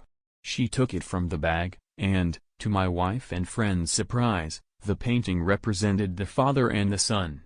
Besides, it was also painted a clock or a calendar with symbols and numbers. As I have explained before, she painted each painting according to a special meaning for the person that would receive it. She would have painted 300 or 400 paintings, and she always gave them away. We took the painting home. A couple of months later, maybe in August, I had a vision in the room where the painting was hanging. I saw light balls or circles, a table with a dozen old people made of light who told me that they are going to give me an incontestable proof. I don't know how I took my camera, and I took a photo of the painting. When I developed the photo, it appeared a light spiral that surrounded the Father and let the Son be seen. It was a controversial photo. I knew it was not a default, and I also knew that was one of the things that the light said it would happen. After that, there were many more photos showing these light spirals. Mine and other people's photos. A few days after, Eusebio showed up again in my shop, because Paco still had a relationship with him. Besides, he had told me what happened to me even though our relationship was over. He spent some time asking me about my experience with the light, and he told me something that I will never forget. This reminds me of someone who told me I will come back like a thief at night. He said so and left the shop. I have never seen him again. Facundo, the priest, was aware of what happened the 8th of May. So when the photo of the painting with the light spiral showed up, he asked me if I had the negatives. He asked me if he could take them to analyze them in a laboratory that he knew was a specialist in negatives. That laboratory had investigated the negatives from one country, I think it was Chile, where people put and removed dead people from them. He told me something like that. I told him that I wouldn't give him the negatives, but I could go with him to the laboratory. So we did. We went to the laboratory, near the street where the Cruz Cubarta in Valencia is. We came in, and the priest who knew the owners explained his intention to them, verify if it was a negative default or if it was manipulated. The owner disappeared into the laboratory, and a few minutes later he said, "This negative is not manipulated nor has any default. Here it is, the presence of something, but don't ask me what, because I don't know." This event drew attention in the area where I lived, where I had my video rental shop, and I was quite well known. It was so polemic that everybody guessed if it was a false photo or not. I decided to make a contest to see if someone could recreate something like that artificially with the means that existed by then. I offered a video camera or 100 pesetas to whoever was able to make a spiral like the one in my photo, that was in a curious angular shape. Torres, a renowned photographer in Calero, as well as many other interested people, came home to prove themselves. One of the tests consisted of projecting a light beam on the roof lamp and taking a photo of the painting at the same time. Some people tried to do it with the camera's belt. Nobody achieved it. I knew that was impossible. That was the first photo, but there would be more photos later. In October the same year, a reporter of the newspaper Levante, knowing the subject of the photo and my experiences, communicated that to the newspaper. I got a call from journalist Mariola Cubels, asking me for an interview as well as the negatives to check them with some experts, who would confirm later that they had been manipulated. When she interviewed me, she said that she didn't know when it would be published. However, the night before its release I had a lucid dream thanks to what I knew that the interview would be published the next day. In the morning, when I woke up and I remembered the dream, I ran to a kiosk to buy the newspaper Levante and see if I was right. Well, I went to my garage, and I couldn't take my car off because there was a car parked in front of the garage's door. I saw a lady inside the car and she was carrying some Levante newspapers to the nearest bar, and I was amazed by this coincidence. I asked her if it was the Levante newspaper and if she could sell me one, and she said yes.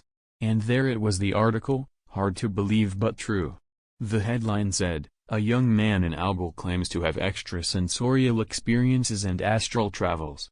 It revealed some of the experiences that I have told you and stated true. The light spiral photo.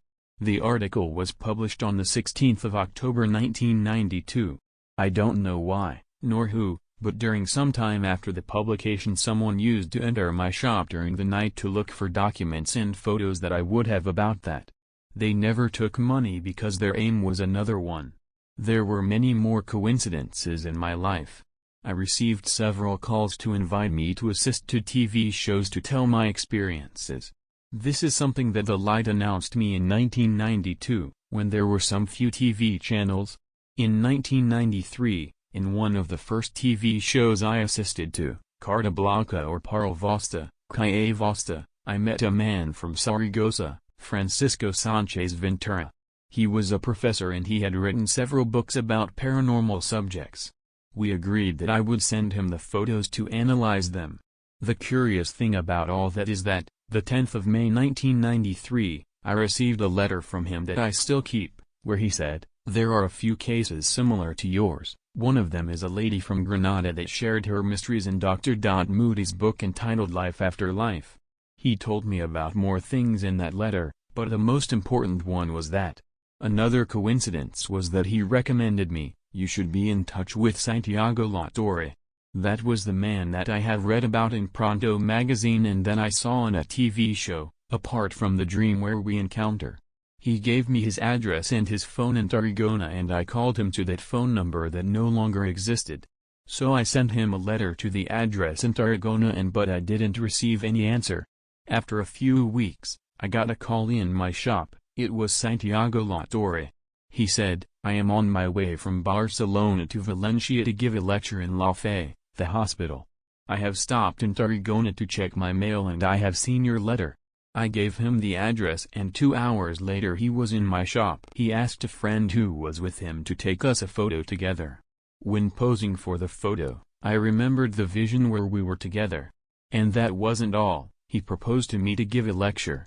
In the end of 1993, we gave a lecture in Albal where each of us shared our experiences. The cultural center in Albal was almost empty.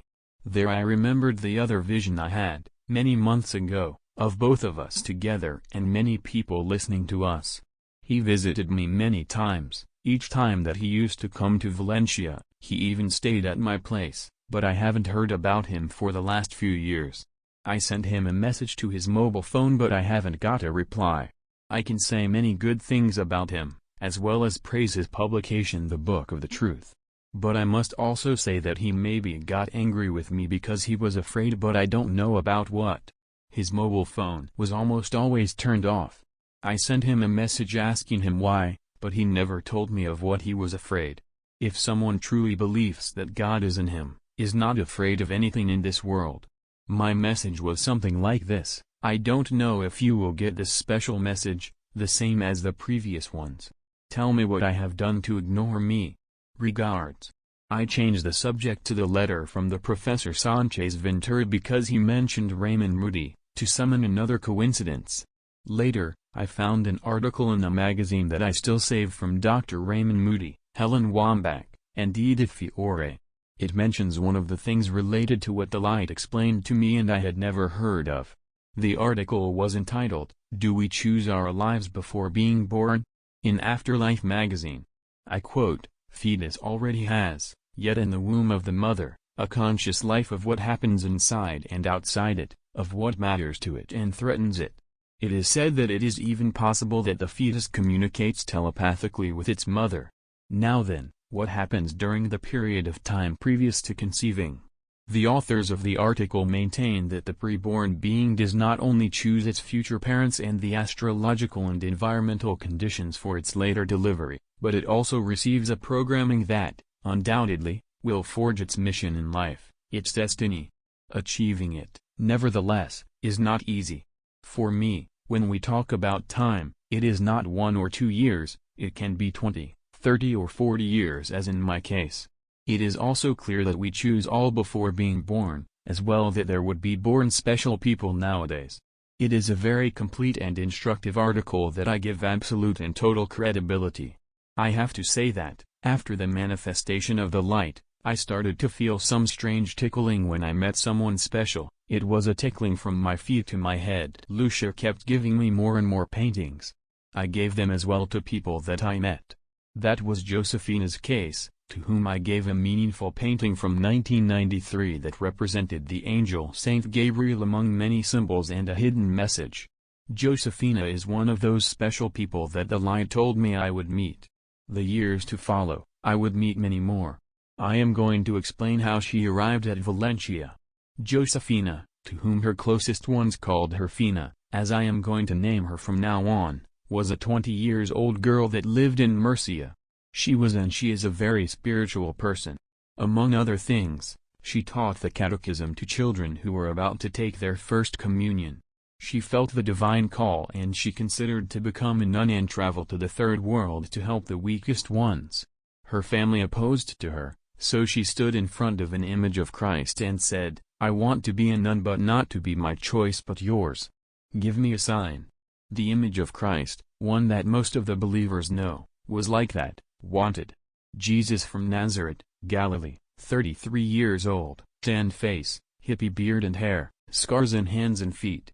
Usually accompanied by lepers, beggars, prosecuted and a gang of 12 stalwarts. He shocks people with revolutionary messages such as love each other and forgive your enemies. If you find him, follow his steps. Reward, the eternal life. Something like that was written in that image. Very confused, without knowing what to do, she decided to come to Valencia at her sister's to spend some days. Her sister lived, I think, in Alfafar, near to other video rental shop that we had. Years before we had started a business with other person that had a video rental shop in Alfafar and we opened another one in Sheila, so we had 3 shops. I continue with Fina's story. An employee of ours in Alfafar, a boy called Vicente, was Fina's age. They met and sometime later they got married. She came to Valencia in 1993 and I met her thanks to him. She used to work some weekends in Calero, which was the shop where I worked. When I met her, I felt the tickling along my body that I described before. We used to talk about spiritual subjects when she came, repeatedly. She was interested in the Saint Gabriel's painting that I had. What a coincidence that it was painted the same day she arrived at Valencia. I decided to give it to her because she liked it. I discovered thanks to a dream that painting was aimed at her. My dreams continued. One random night I dreamt about the computer, similar to the one in Matrix. In the computer there are many names, and, at some point, the computer shows me a well-known name from another time. I am told that person was Fina in another life. I took a pen and paper and I wrote that name down. One day that she came to Calero to work I said to her, "With what historic character would you identify?" And she answered, "With X." I took the paper where I had written the name off my pocket, and it is the same that she had told me. I was so excited that I started to cry. After a while, his husband quit the job so he is no longer our employee. Due to some difficulties he had, so we hired Fina in Alfafar to be a member of our enterprise. Then we decided that she should work in Calero because she had some problems with my partner. She worked in Calero until 2000 when the enterprise closed. One day, speaking with her about something spiritual, I felt the tickling but stronger than before. I asked another employee to take a photo of us. Surprisingly, when I developed the photo, I see that there are 2 tubes of light covering both of us. During the years that Fina has been working for us, I have told her all my experiences and secrets about these subjects. We have also experienced together some spiritual things that someday will come to light. I stop here to speak about my personal life. In 2000, the enterprise that 3 partners and I had broke because we had more expenses than incomes. Someone had to take care of it and its debts, which meant a lot of money. At first, it was going to be my partner Raphael, but at the 11th hour he decided to refuse because it was a lot of pressure for him, and he was the oldest one. I didn't know what to do to pay the debts that were drowning us. I trusted that the experiences I had about the video rental shop, knowing that I had planned it before being born, so I decided to keep it. I assumed, among many debts and the mortgage of the store, around €300. I felt so psychologically damaged that I decided to visit a psychiatrist. As I was so depressed, I said, I envy the dead. My wife didn't agree with me taking the video rental shop, turned also into a copy shop. We had to start again with new mortgages, both the shop and our house. I had dreamed that we would keep going despite my economy broke down again. The dream was about a being that told me that I had to walk through a desert and the sky was thundering. I was scared looking at it, but this being told me, look right. I turned my head right and I saw a huge light circle, so he added, it will accompany you through your path. I assumed the debts and, with so much effort, I paid all my debts in 2012. In 2012, having split from all my partners both from the video rental shop and from the slot machines, I decided to sell the machines I still had. I think there were 6, because I didn't feel comfortable with this business anymore. Finally, I only had the shop, which was no longer a video rental shop, but a gifts and copy shop. Overcome the last problem, financial problems arrived in my life again, even having paid all my debts. There was a huge crisis in Spain and Europe, so the owners of small enterprises had to shut their enterprises down, most of them furniture enterprises, so they stopped using the catalogs that I sold them. As a human, I was worried about this situation. One night, in a dream, I was told that a relative was suffering from cancer. I was also told not to worry about material things because the suffering of this relative was superior to my financial problem. Later, that relative of mine died. They kept inviting me to TV shows by then, from 1993 to 2013 more or less. I went to some of them but I declined the invitation of some others because I don't like debate TV shows. The only thing I wanted was to tell my experience, respecting the freedom of believing it or not. I was invited to Canal Nu, to the show in Primera Persona, TV5, Crónicas Marcianas, Ribera Televisión. Sometimes they called me back and I repeated some interviews. A film producer made a short of my experiences for Spanish-speaking countries, and that was one of the best documentaries about my experiences. I think it was called General Video Producciones Valencia 2000. The best interviews and documentation were uploaded to YouTube no longer ago so everybody can know my experiences and access to the documents and resources I have mentioned before. You only have to type in YouTube, Vida después de la vida, los hijos de la luz. Francisco Calero. Experiencias y testimonio de la luz. Francisco Calero. Originales, mensaje de la luz, fragmentos, photos. Francisco Calero. I remember another revealing dream. There was a book that mentioned me. I didn't know what book was, so I decided to go to the bookshop Paris Valencia. I was looking for spiritual and metaphysical books. I didn't know which one to choose. It was harder than looking for a needle in a haystack. Suddenly, I saw a woman named Elvira, but not the Elvira I mentioned before. That woman wrote me a letter where she wrote her phone number after seeing me in a TV show. She told me that she had seen me in a TV show, so she contacted the show to get my details. She was shocked by what I explained, and she gave me her phone in the letter to meet her, something that I did eventually. So I saw her in the bookstore and she said to me, "Do you want me to recommend you a book?" As I didn't know which one to choose, she recommended me a pocket edition of the book The 9 Insights by James Redfield. I read it looking for something related to the dream I had, and I found on page 380, at some point in history, an individual will understand what the exact way is to connect with the source of energy and the direct way to God. That would be the remaining example of the possibility of a connection like that. Sanchez looked at me. Wasn't it what Jesus really did? Didn't he increase his energy and vibration until he was enough light too? Is all that a coincidence, even the dream of a book that Elvira recommended to me? I must say that Elvira was one of the special people that the light told me I would meet. I kept having my experiences, dreams, visions. I had another dream. In my shop I saw a black girl with other black children playing and they seemed very happy.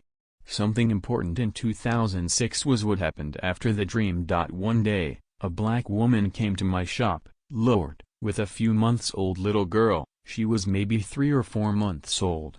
My wife and I remarked that the girl had a cleft lip, besides of some problem such as not having palate and nasal septum. This was a little girl that, in her country, Equatorial Guinea, doctors had evicted. Her mother was a courageous mother to whom some nuns in Equatorial Guinea had paid the journey to Spain, because maybe here this mother could find a solution to the baby's problems.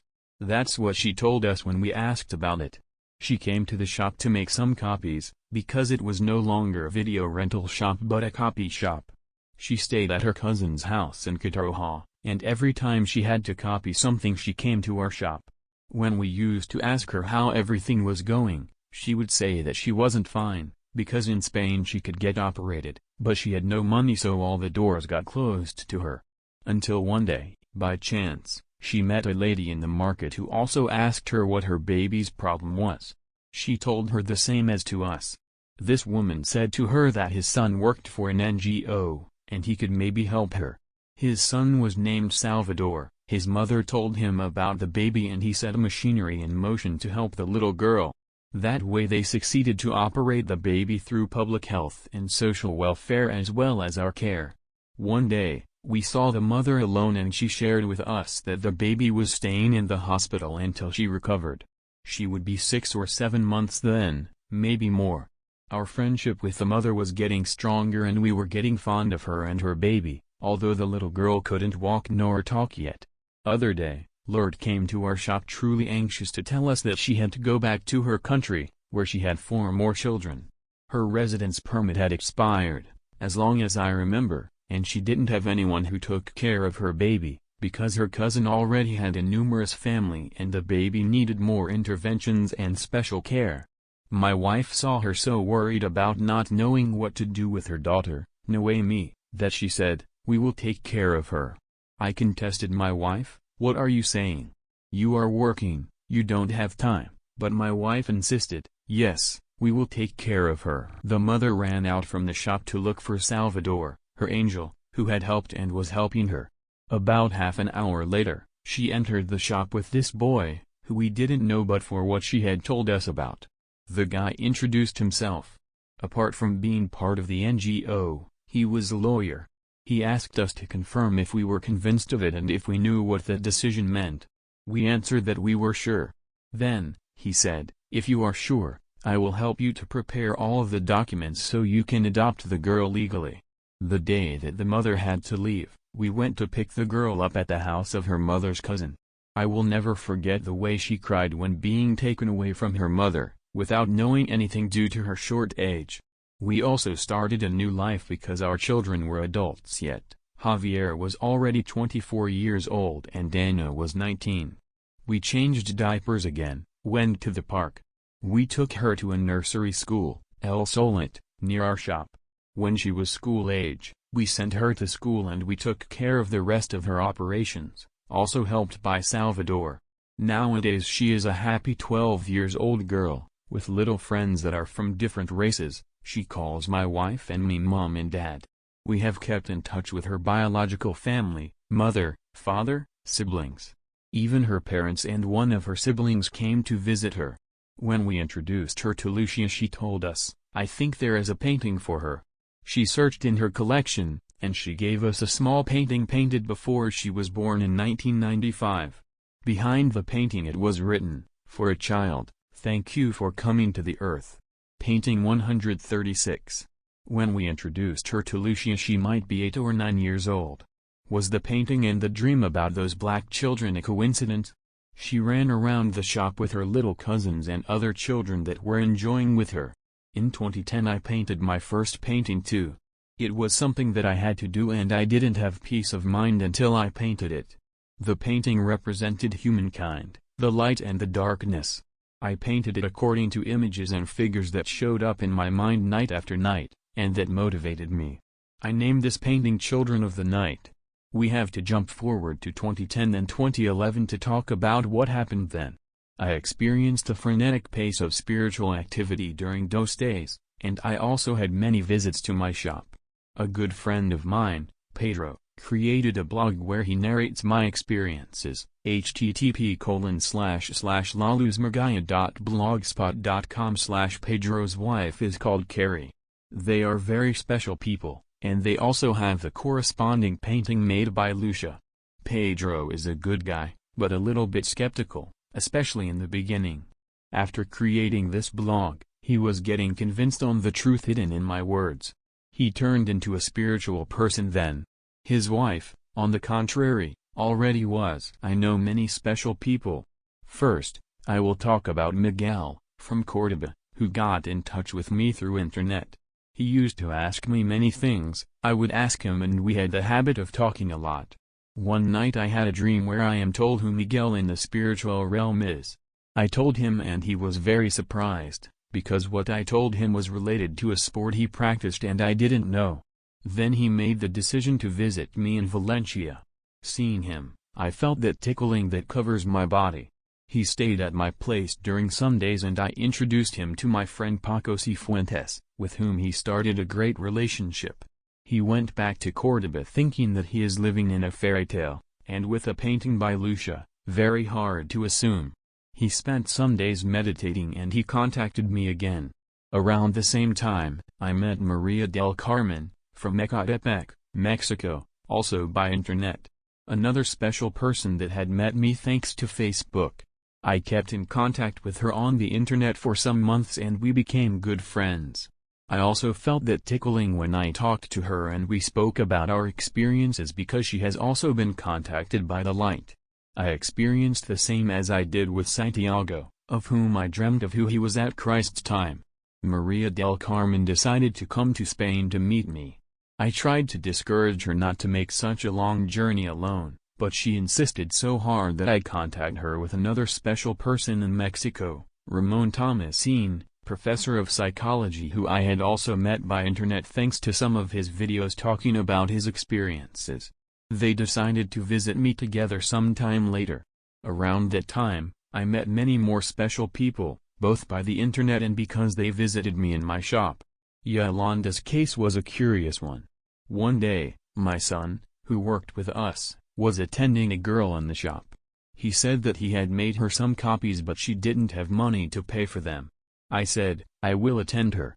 She was a young girl around 24 years old.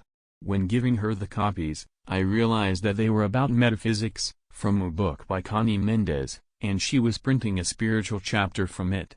As she was quite young, I asked her what her problem was, and she said that she didn't have enough money to pay the copies. I said to her, "You are so young. How is it that you are interested in those subjects?" Then she answered me, "I make copies of this chapter and I leave them around randomly and they always arrive to people who are in spiritual need." I was surprised to meet someone so young and so clear-minded. She told me that she fiercely believed in God. Talking about it, I asked her, "For you, what is it God?" And she answered, "God is the ocean and we are the drops that can form that ocean." I didn't need to talk more, that was something similar to what I explained in a TV show. I was so surprised that we became friends. She was one more special person that the light told me I would meet. She used to come from Alfafar to Calero to make her copies. Even though it was summer and we had been on holidays, and even if she had other options to make them, she used to go to my shop to make them until it was open. It happened that I was looking for a spiritual movie, of what I had seen some fragments I didn't know where. 2 weeks later we received a call in the shop of some girl that wanted to talk to me. It was her. She didn't know anything about the film I was searching for, but she said, "Look, today it is playing the movie X in Channel X, maybe you would like to watch it because it is very spiritual." It was the movie I was looking for. Was it a coincidence? We are still friends nowadays and, as well as for other people, I was informed about who she was in another life. Mickey was a very special guy that got to know me thanks to my blog. He didn't used to hang out a lot because he had a knee issue. He lived with his parents and he would receive a pension. He addressed his money and time to help poor people. I could fill the book with this kind of cases. I could tell how I met Adela, Celia, Beatrice, Carlos, Casilda, Celia, David, Teresa, Federico, Juan Manuel, Lola and her husband Saro, Manuel, Sandro, Tomas, Vicente, Omar, Maria, Terela, Mateo, Vicente, Enrique, Pedro. But I must stop because I don't want to overwhelm the reader. The 11th of November 2011, Maria del Carmen and Ramon Tomasini came from Mexico. We met at a dinner feast with some other people that I consider special. Ramon and I delivered a speech and Miguel, on my request, read the St. John, 14, from the New Testament, that I find convenient for all the people that we had gathered there. Let not your heart be troubled, ye believe in God, believe also in me. In my Father's house there are many rooms. If it were not so, I would have told you. I am going to prepare a place for you. And if I go and prepare a place for you, I will come again, and receive you unto myself, that where I am, there ye may be also. And whither I go ye know, and the way ye know. Thomas said unto him, Lord, we know not whither thou go, and how can we know the way?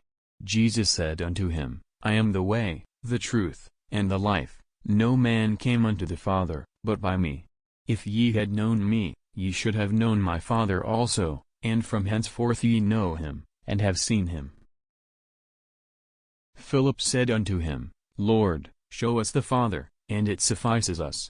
Jesus said unto him, Have I been so long with you, and yet have you not known me, Philip?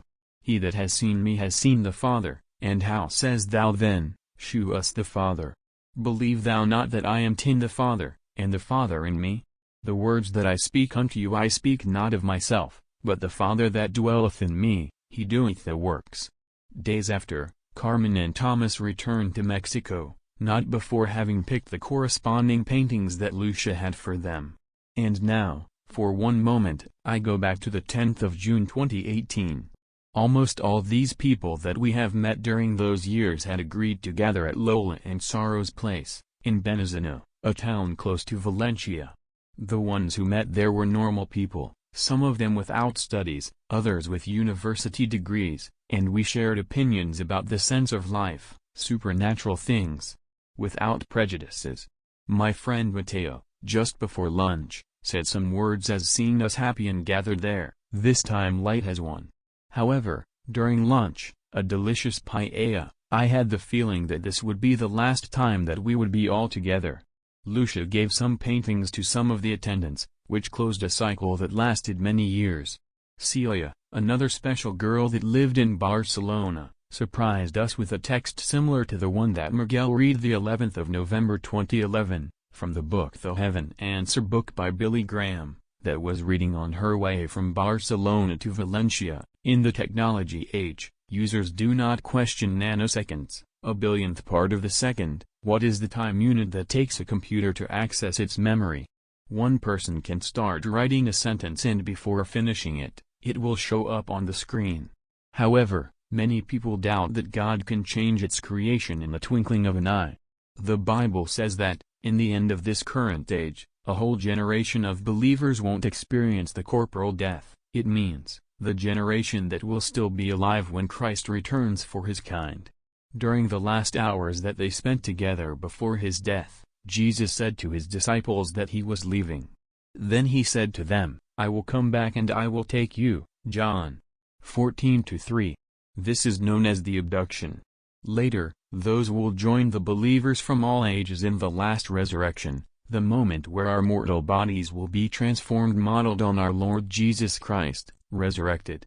Paul said, "Behold, I tell you a mystery. We shall not all sleep, but we shall all be changed, in a moment, in the twinkling of an eye, at the last trumpet. For the trumpet will sound, and the dead will be raised imperishable, and we shall be changed. For this perishable body must put on the imperishable, and this mortal body must put on immortality."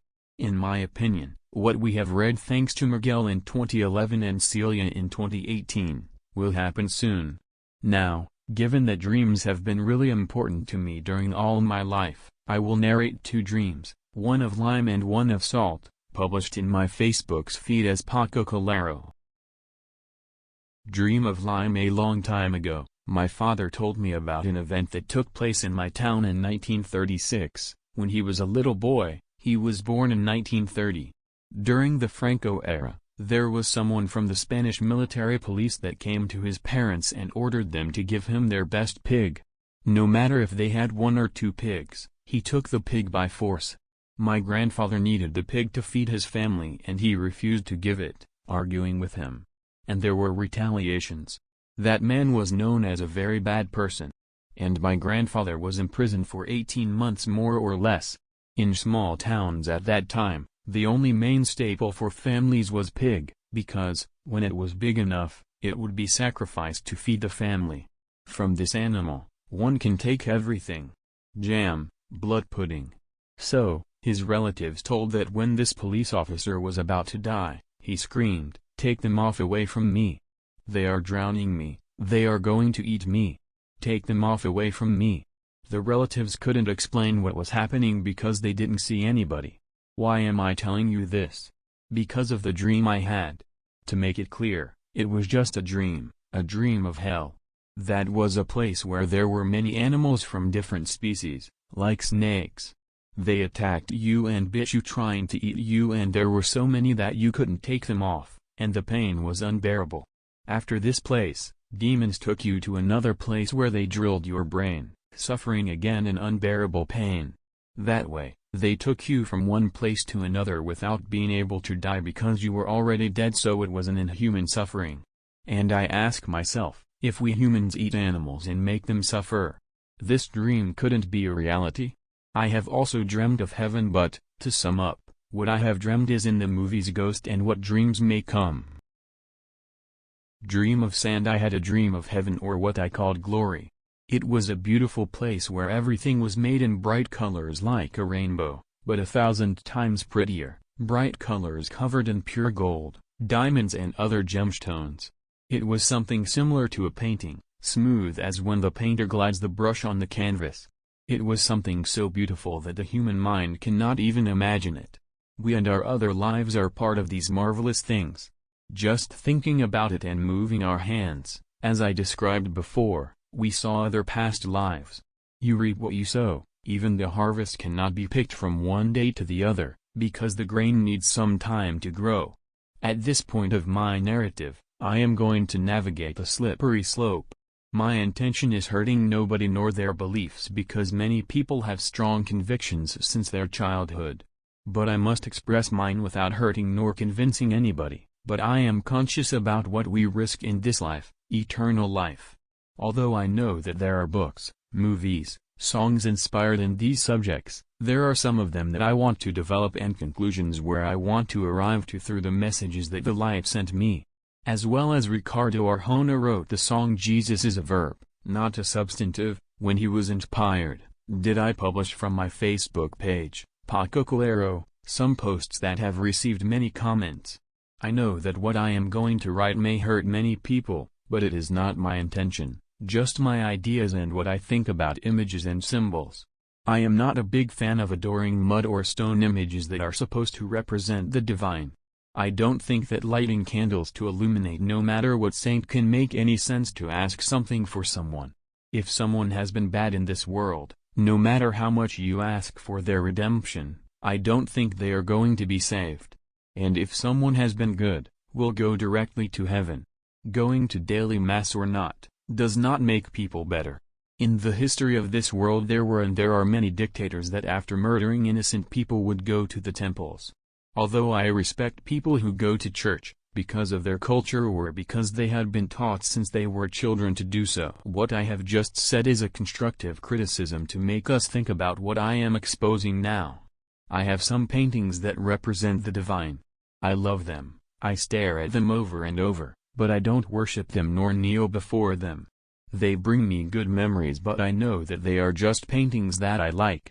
Some of them are made by me and others by my friend, but it is clear to me that they are just paintings, no matter how much I like them. I also know that not everyone likes those paintings and I respect their opinion. I believe in a God that has created the universe, the earth, the human being, etc. To me, that God is inside everything, everywhere, even inside human beings. There is no need to go to the church or the temple to find him, nor hitting ourselves on our chests or kneeling before him. God doesn't ask for sacrifices or any suffering to please him. God is love, nor sacrifice. This God in which I believe doesn't want you to spend your money on creating expensive images to worship or venerate. What God wants is that you spend that money feeding the hungry, offering water to the thirsty, helping the sick, etc. This God cannot just be reduced to a mere image to venerate in a church. This God is everywhere, at your place, at mine, in the countryside, in the mountains, in the sea, in a plant, everywhere. You can speak with him from anywhere you are. Even if you don't believe in him, he believes in you. I consider myself an independent person, of thinking. This God that I described is the one I believe in. Forgive me for what I have narrated because I know I am not going to convince you of your way of thinking, but mine changed 27 years ago. I thought like you, that's why I respect you. In the end, what matters to achieve glory are our acts in this world. I am also going to give you my opinion about sex, prostitution, homosexuality, killing and animal hunting just for satisfaction or pleasure. I repeat, it is just my overall opinion. First of all, saying that I am against any kind of sexual abuse. After this clarification I think, that sex is a biological need both for humans and for animals. No human being should be subjected to celibacy. Then there is sex for love. If two people love each other, what is the problem if they are not married? I think there is not. Sex or making love is a taboo topic in many cultures and religions, maybe because it is about getting pleasure. Then, according to my beliefs and experiences, when we are in the glory, after abandoning this material world, being full of plenitude, the one that is accompanied by an immense pleasure impossible to get in this world, would we be sinning? I don't think so, because the plenitude or the pleasure that we can feel in the glory is much bigger than the one we could obtain here in the material world when we make love. Did you know that Christ also had his sexual life and God didn't have to change nature laws to his gestation? This can be included in the quote, "Religions have deceived you," and please, do not make a big deal of it. Concerning prostitution, I think that someone who prostitutes themselves to feed their family, as I can relate some cases that came to my ears, is not committing any sin when this person has tried everything to get a decent job and didn't succeed. Yes, I am against sexual exploitation by third people to any man or woman. About homosexuality, I think that it is no sin both for men and women. I have homosexual friends, both men and women, and they are very good people. Some of them are born this way and other ones have tried to be heterosexual and they realized that they are not happy, but they are with a partner of their same gender. In the end, what really matters is happiness, being heterosexual or homosexual. Hunting animals just because of people's satisfaction or pleasure without needing to, is a sin in my opinion, because animals have souls too. A different matter is that someone hunts animals to eat. The difference is that some people hunt for pleasure and after killing the animal they don't know what to do with them, and others do that because they need it, so it is not the same. I know that this is something complex to understand, but the first ones are sinning, and the second ones are not. Both examples may seem to be under the same cause and effect, but, I repeat, this subject is very complex because there are many factors to consider and are not always easy to solve. I repeat, all that I have exposed here is my truth. You may agree or not, but I respect your opinion, although I firmly believe in the facts that I am telling. I believe in reincarnation, and I explain the reason for my belief. For me, reincarnation didn't mean anything to me until I was 34 years old, but the 8th of May 1992, when the light showed up for me, a sentence stayed in my mind and lasted forever: "You are all here, all from all the ages and times." This statement has been revealed to be true for me during these 26 years.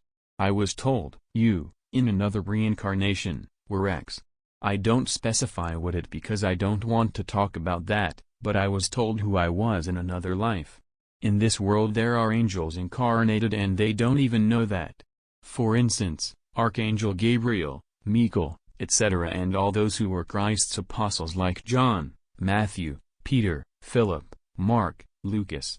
As I explained before, they don't know it yet. Among these historical characters that were relevant in the history of this world are also Saint Teresa, Maria Magdalena, Pythagoras, Nicodemus, etc. I was told that I would meet those special beings because, when the manifestation took place, I had just met both of them, with whom I already had a good friendship since some years ago. However, I ignored then who they had been in another life.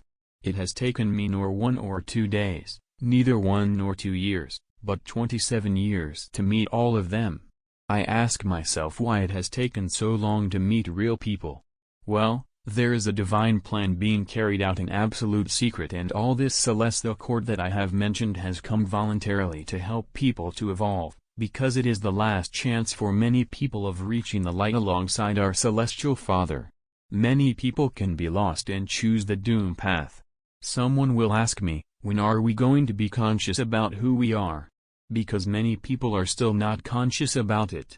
And I will answer this question, when our Messiah is revealed to the world, who will not be revealed by any religion or human being, but by our celestial Father in this age, because where the body lies, the eagles will fly. I will explain myself. Those light balls or ships that many people call UFOs, are not so to me.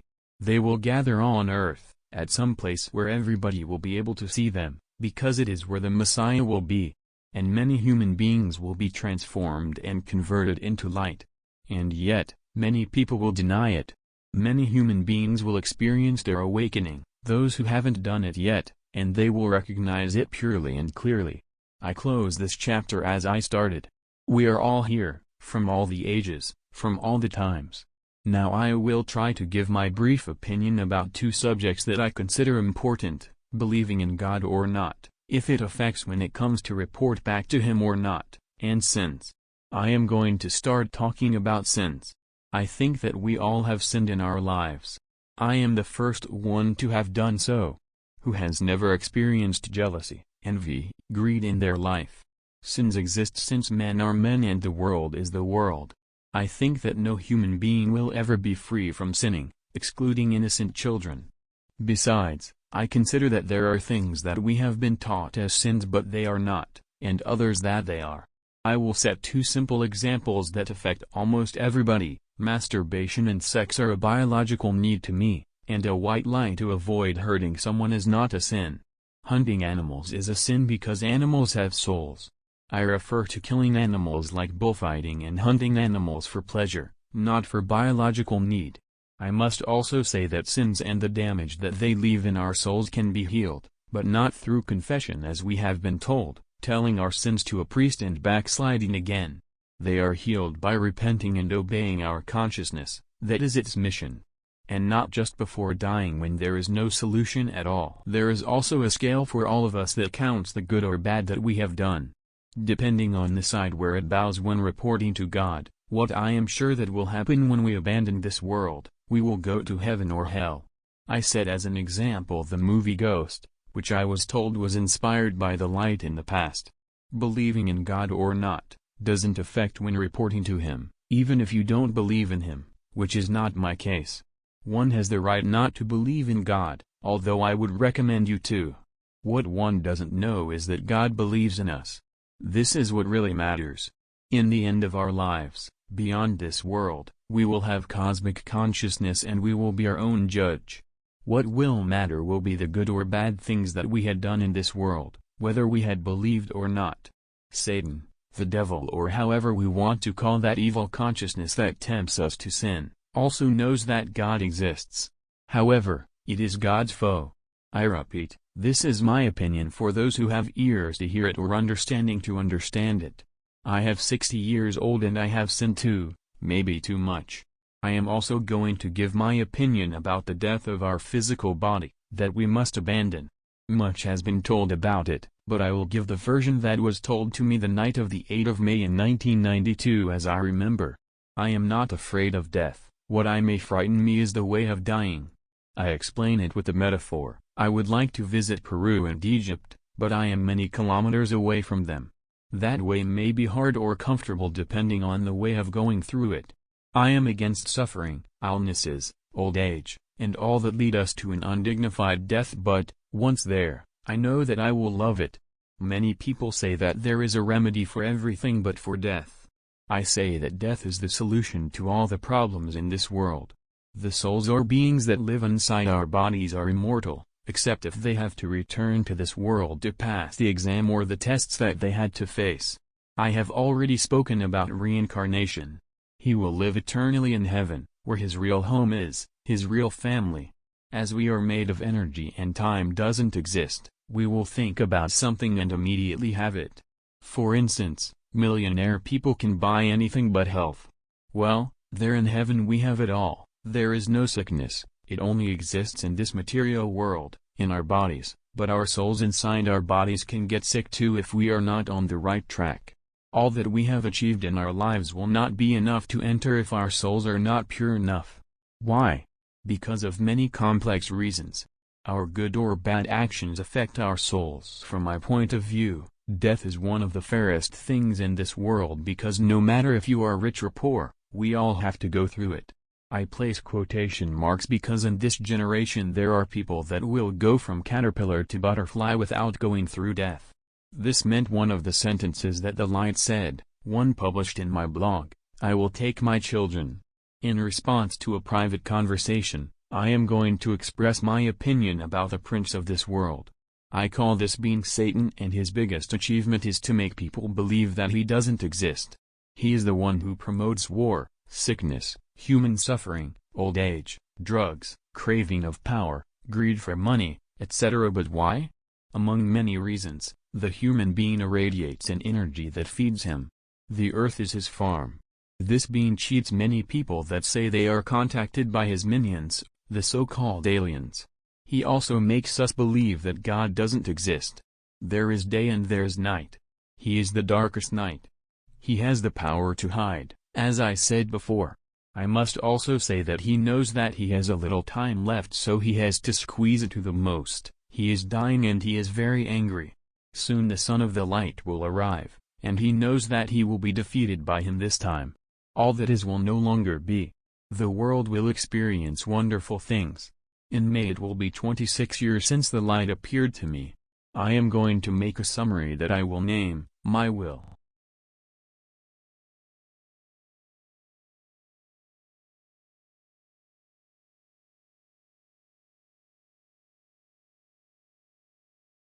My will. It has been 30 years since my experiences began.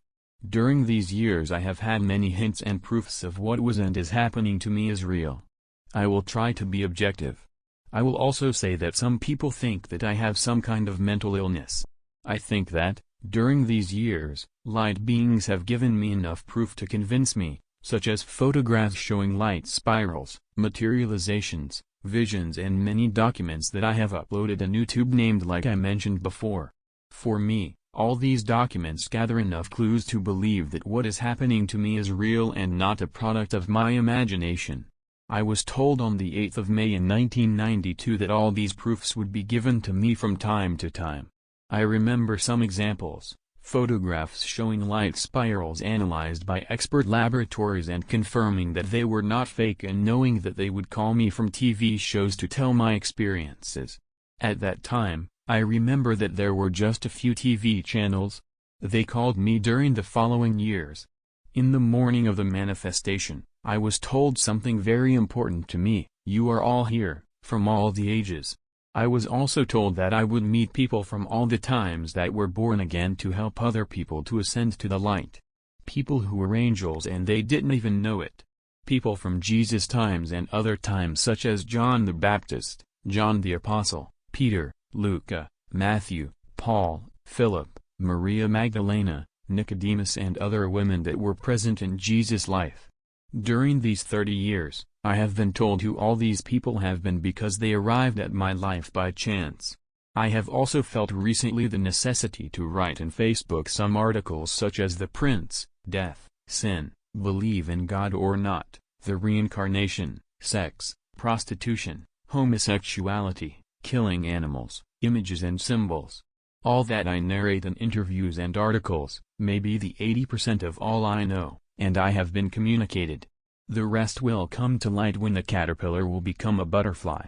What do I mean?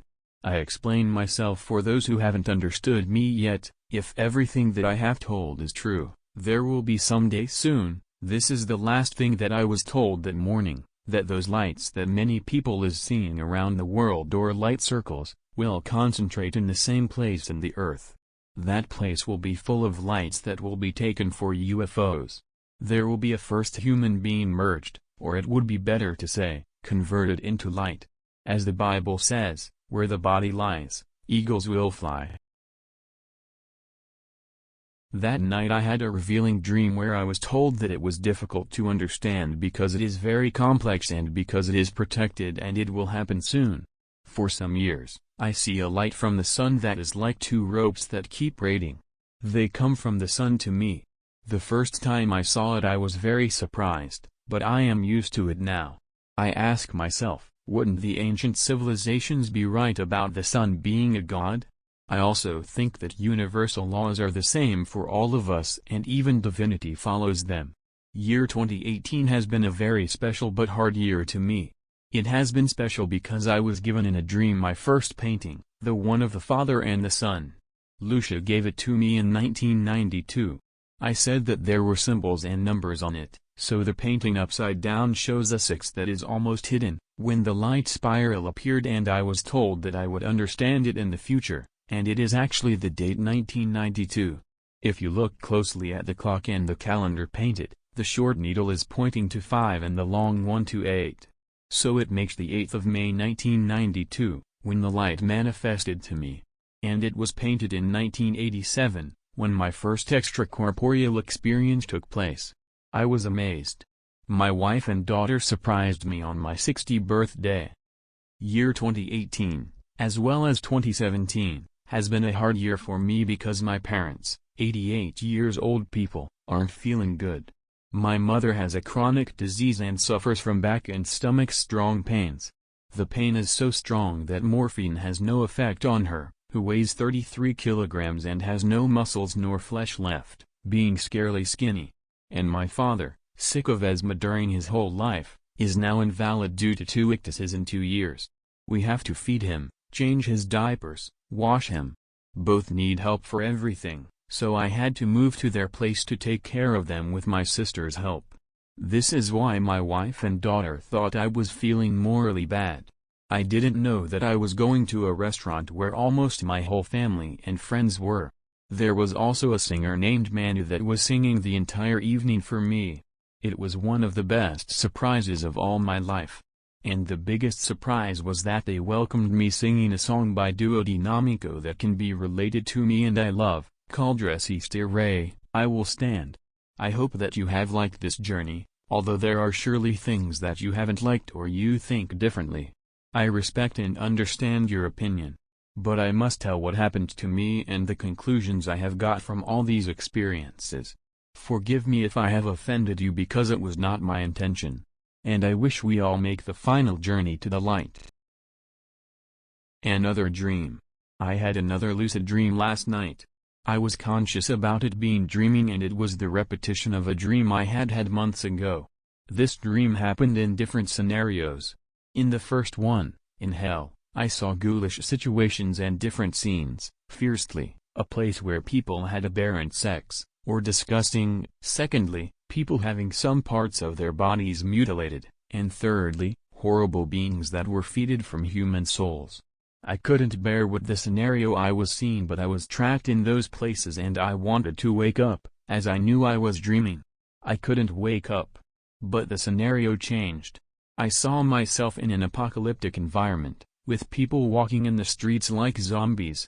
I still wanted to wake up, but I couldn't, even making a big effort. As I was conscious of being dreaming, I thought that I had to be dead, and that was why I couldn't wake up. But the scenario changed again and it was far more pleasant. I saw myself in heaven where there were 10 levels and I could see souls in a pleasant mood. Depending on the level they were at, bigger was the wellness. Being in one level or another depended on that person's acts in the earth, so I ascended level by level until I reached the last one, where God was. I was still conscious of being dreaming, but I didn't want to wake up then. I wanted to stay there, and, unfortunately for me, I woke up to this reality, a reality that made me think that this life is also a dream. I watched the clock and it was 5 in the morning. A lucid dream. August 2022. Hello to everyone. What I am about to tell you has no desire for protagonism. On the contrary, my only wish is to share this beautiful message for all human beings. It's 4 a.m. approximately and I just had one of the biggest revelations of my life. Through a lucid dream it has been revealed to me how God, the Source, has created all, the universes, the planets, the human beings, nature, the animal kingdom, and each and every one of the parts and details that form matter. With all the complexity it entails, the explanation is very simple. God has created everything with the strength of love. Love is the feeling that has the highest vibration, and in order to live unconditionally, love is necessary to put aside the personal needs, doing what we can to add and improve the situations that life presents us. It could be called sacrifice, but this word does not do justice to the concept of love, because when you give love you receive satisfaction and internal happiness. When you live into love you don't expect anything in return, you don't act under the need that the other person determine your acts as good, wonderful, or any other adjective that feeds our ego. When you live into love you don't need to show what you do for others because you feel that by giving you are also receiving, because when you give to others you are giving to yourself. So, in order to use that creative force, it is necessary to take the needs of others as your own, doing good deeds in exchange for nothing. This example is useful for the beings that inhabit Earth. God, Source of all the universe, is the creator of everything that exists. Through certain things too complex to understand, God had the conscience of all, and from their creation was born and all that we know in this material reality. It has been through the strength of love, that is the creative force, that God has given us an existence as a gift and a place where we can express ourselves with total freedom.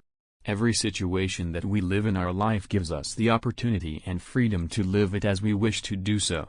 Every act, every word, and every step that we take in our life guided by love brings us closer to God. Each and every one of us has the power to create our own reality, because as above is below. Now it all makes sense to me. When the light manifested to me it told me, your angels as gods. By this way, we can also create with the strength of love, but as we are in this dimension, we need time so that what we create can be manifested. Another message that the light gave me was, love, love, love, is the only truthful word, and with love you can accomplish everything. With all the humility in my heart I have tried to give love to others all my life. I have done good deeds without expecting anything in return. I have noticed that everything that I have thought and wished these past years of my life has become true or has been created in time. Because as I said before, we are in the third dimension, linked to matter and time. Tonight it has been revealed to me, and I say it with great humility and honesty, that I have reached a high level of illumination, and that all that I wish I will get through the strength of love, the elixir of our existence. Some things will reveal immediately, but others I will accomplish with the time necessary.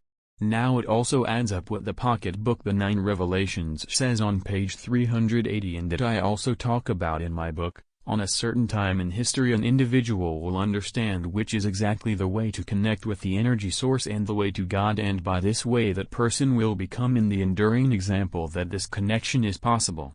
Tonight it has been revealed to me that the one who follows the path of love will also reach the illumination. I am a humble person and I know that sooner or later everything that I tell about in my book will happen. Many things have already happened and others are about to happen. It has been more than 30 years experimenting and visiting the love path with conscience. He who has understanding let him understand, and the one that has to put the finger on the sore spot will do it. I think that the time is near so that person can do it. Last and very important, we are here, all of us from all times. The return to our real home is near. Paco Calero's reflection on the revelations made to him by the light and the times that humanity is living. Given the turn of events that are taking place with the war in Ukraine, I have to say the following: for thousands of years the pact between light and darkness has been and is one of no direct intervention in personal life nor in the social events that could occur as a cause of the free will of human beings. In a few words, and to make it a little clearer, these ships of light, also called UFOs, could only manifest visibly in some places of the world, but they could not act in human evolution or become visible worldwide or intervene in the development of events that have occurred in the history of mankind. There are many situations in which they have not been able to intervene. Two examples, which have had a great impact on everyone, are the First and Second World Wars. However, they can intervene in the human mind through positive or negative thoughts in people, to do good or evil. In all of us is the freedom to decide each of our words and each of our actions. Who has not lived in a situation in which one has had to decide about doing the right thing or doing what is more beneficial to oneself? Those thoughts of doing the right thing or not are inspired by light and darkness. According to this signed pact between light and darkness, neither party can be present and physically act in the events we have lived through in humanity. The evolution of the soul is linked to the experiences of life, and thanks to free will we have the opportunity to take the path we desire. However, there are universal laws that maintain order and balance, such as the law of cause and effect. If any of the parts could intervene in daily life, we would not be able to walk our own path, nor be our own masters and connect with our essence. Analyzing the current situation, in the hypothetical case of a Third World War and the use of atomic weaponry, this pact of non-intervention or manifestation at a global level would be broken and the forces of light and darkness would intervene directly. How would they do it? Well, the light would rescue all its children distributed all over the world, since this world, as we know it, would disappear. This time, with the light having won the battle in the invisible world, the children of darkness would remain here, eating each other.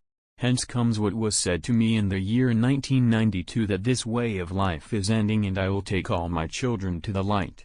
Many of us will be taken away, turned into light and made safe on another celestial plane, and others will remain here working for light and truth, being the solid ground where beings who are still asleep to spirituality can pluck their own seed and develop their roots to grow in consciousness and connect with their own divine essence. We are all channels with the capacity to bring heaven down to earth. Now I will express with metaphors what I want to say about what is happening in the world today so that it can be better understood. If God were China and the light and the dark were Russia and NATO, NATO would not be able to intervene in the Ukrainian conflict as a result of agreements signed between the governments of the world. At the moment, China is neutral because it has agreements with both sides. But if Russia or NATO were to somehow break the agreements because of any incident that is not allowed as agreed, then that Third World War would break out and everything I tell in my book would already happen. Up until now and for thousands of years, we human beings have only been pieces in a great chess game between light and darkness, pawns, rooks, knights, bishops, checkers, and kings. We are in the final moves of the game, where the outcome is already clear: victory goes to the light. However, darkness still has the opportunity to make its last moves. So if a Third World War with atomic bombs breaks out, the contract between light and darkness would be rescinded and the scenario on Earth in the chess game would already take place with other tools, as I just mentioned. We should not be afraid, because if God is with us, We have nothing to fear. Let us guide our walk with love, respect, empathy and humility. Whatever happens, during the coming weeks, months or years. A strong embrace. Lastly, I want to dedicate this book to my parents for bringing me to this world, to my wife for being so special and to my 3 children, Javier, Anna, and Noemi. And with the same intensity, to the humankind. Finally, to my grandsons. Annex, Reviews from Followers of the Light. With the release of the first edition of my book, I have felt like the Good Shepherd gathering his flock to complete the mission of bringing the world into the magical presence of the light. With this, it also fulfills the prophecy of you are all here all from all times and you will meet people who are angels as gods. 1. Olga, Madrid, Spain. Finding Paco was a blessed chance and he immediately became someone who always accompanies me. He is the friend who never fails, who makes you enter a world full of love and magic, who makes your life be never the same as before. Everything in Paco Calero is light and that journey to the light has no possible return. 2. Norma, Australia. It has been over 2 years since I had an encounter with Jesus Christ during a routine workday. After that unforgettable day, my life had completely changed and I was in a constant search to find people who had gone through similar experiences and who could help me resolve the questions I had accumulated since the Holy Week of 2019. I knew I had a new mission from now on, but I needed to train myself and find a teacher to guide me. On July 9, 2021, I found Paco Calero. His words resonated with what I had already experienced, and when he answered my phone call I felt more than moved. At last I could communicate with someone who understood me. This encounter was no accident, for everything is within our reach when we look for it. I have already listened to his book more than 25 times and, as I learn more about the supraterritorial world, I find more answers in the book A Journey to the Light. Personally, I have never heard of anyone being merged with the divine light in the circumstances that Paco has. My greatest respects to him and grateful for all he has taught me. 3. Maria Jesus, Valencia, Spain. He is our teacher on this journey of learning about life. He is our guide on the path of salvation, on the road to divine love to see reflected in all of God's power and creation. Thank you, beloved Paco, for your unconditional love and divine companionship. Thank you infinitely for being by my side and for bringing light into my life. 4. Jeanette, Venezuela. The book A Journey to the Light has meant an encounter with my greatest desire, to be part of this important cycle in the history of humanity, where all beings will remember who we are and we will be able, like Paco Calero, to feel the light in our deepest and wisest being. Paco Calero has shown us that the journey home is possible and that it is closer than ever, and that can only be a reason to rejoice. Thank you, Paco, for this announcement of new life. 5. Jesus Jose, Madrid, Spain. I found Paco Calero in my search to give meaning and understanding to my path. I was surprised by his naturalness and simplicity. I sent him an audio that he answered quickly and explained clearly the unique experience he had lived. I asked him questions to which he answered with simplicity and told me, God is everything and is in everything. Nature is God. He then gave me his book in PDF. I was captivated by his experience. He never tried to convince me of anything and always respected my way of thinking, without criticism. Today he is a sincere and dear friend with whom I want to be and share his experience with the light, in which I feel integrated and identified. Thank you, dear Paco, for being here and as you are, a special and humble being. 6. Nelida, Argentina. I met Paco through a simple YouTube video. He is a simple, humble man, attentive not to harm anyone and who seeks the good for all those around him. Loving and benevolent in all aspects, he always has a word of light to brighten your day. When I started reading his book, which he sent me by PDF, I had an event that surprised me. While reading a part where he talks about love, I heard a phrase, as if the book itself was whispering. Love is the wings of the Holy Spirit. They will take you to heaven. It had a great impact on me, as well as other events that have begun to happen around me. There is no doubt that his book is a door to knowledge and to the light of truth. Thank you, dear Paco, for all that you give. 7. Juan, Canals, Valencia, Spain. They say that things come to you when they are meant to, and I am convinced of that. Paco's book came to me at a decisive moment in my life, through a friend of mine who frequented his store and knew of his experiences. I found his book fascinating and it gave reality to my inner feelings, far exceeding my expectations. We met to get to know each other and talk. Paco transmitted kindness and honesty, which made me believe in him and his message. Today I can say that being a direct participant in his experiences has been one of the greatest gifts that God has given me. Infinite thanks, Paco. 8. Aida, Mexico. I do not have words that can measure up to and represent what he has meant to me. Paco came into my life at a time when I lost the pillar of my life, my mother. I heard him in an interview on YouTube, and when he spoke about Jesus I wanted to contact him, as I was looking to reconnect with my deceased mother. Thanks to his infinite kindness, his pure childlike soul, his extreme compassion and emotional support, I did not fall into a deep depression. Paquito, as I call him, helped me not to conceive of death as a sad event. Everything that happens around Paco is magical. He gave me a painting in which the Archangel Gabriel is represented, among other symbols. This painting is very special, because at night his images come out of it and move as if they came to life. Thank you, Paco, for your unconditional love and for prioritizing the good of others above your own. 9. Marta, Madrid, Spain. I was doing meditation when I left my body and saw myself in heaven.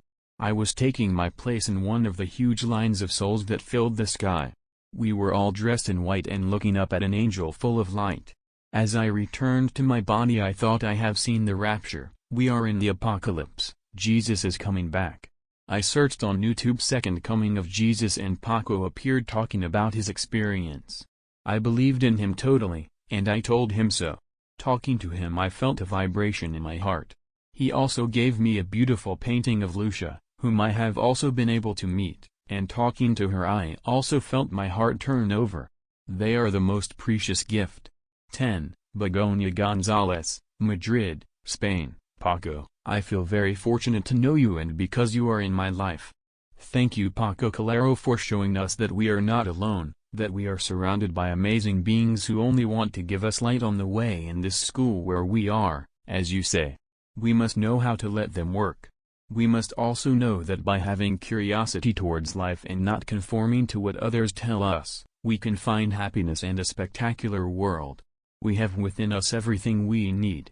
We ourselves are the plug, the cable and the energy to bring our body and mind to live at 100% of its possibilities, instead of the 33% we are at now. So I encourage everyone to work on that enjoyment of the inner life and of what surrounds you, people, animals, etc. Paco Calero gives us the essence of how to find it, because if you get your all inside, you will enjoy the all that is outside. Let's not miss anything in life, because it is a gift. 11. Anonymous woman, Valencia, Spain. For personal reasons I do not want my name to appear. This is my story about Paco Calero. I am a very spiritual person. One night I had a feeling that I needed to go up to the terrace, and so I did. Suddenly, two balls of light the size of a soccer ball came towards me, which if I stretched out my arms I could touch them with my hands. They stayed for a few minutes and then left. The next day, I had another feeling in which I had to go out to another town, Calero, to look for someone I did not know. I went out on the street because my intuition told me that something special was going to happen to me, and it did. I live in another town near your store, but before taking me there, they took me all over Calero. I don't think it's a coincidence that I found you, since before entering your store I knew nothing about you nor your experiences, but I knew I had to wait for you there, on that bench, for you to come. That was the strangest thing that has happened to me in my life, and since then several things of a strange category have happened to me. Many things have been responsible for guiding me through this awakening, so to speak, in my search for information and truth. To tell you that the Pleiadians and others took it upon themselves to lead me to your door. I have been reading your book ever since, but I have to do it in secret, because my family is watching me with a magnifying glass. 12. Paco Cifuentes, Valencia, Spain. Paco Calero and I have been very close since we were two teenage youngsters. To me he is a friend and a brother. I think that when we leave this existence, we will reincarnate together again. We are so close that we set up a partnership or company with other friends, a project about LED glasses that help to enter altered states of consciousness by going from an alpha wave vibration to a delta wave vibration. This project was frustrated and our group of 5 friends decided to continue with another business venture. We set up a limited partnership on electronics and industrial electricity. A few months later, Paco Calero and 2 other friends left the partnership and told me don't stay with Eusebiu.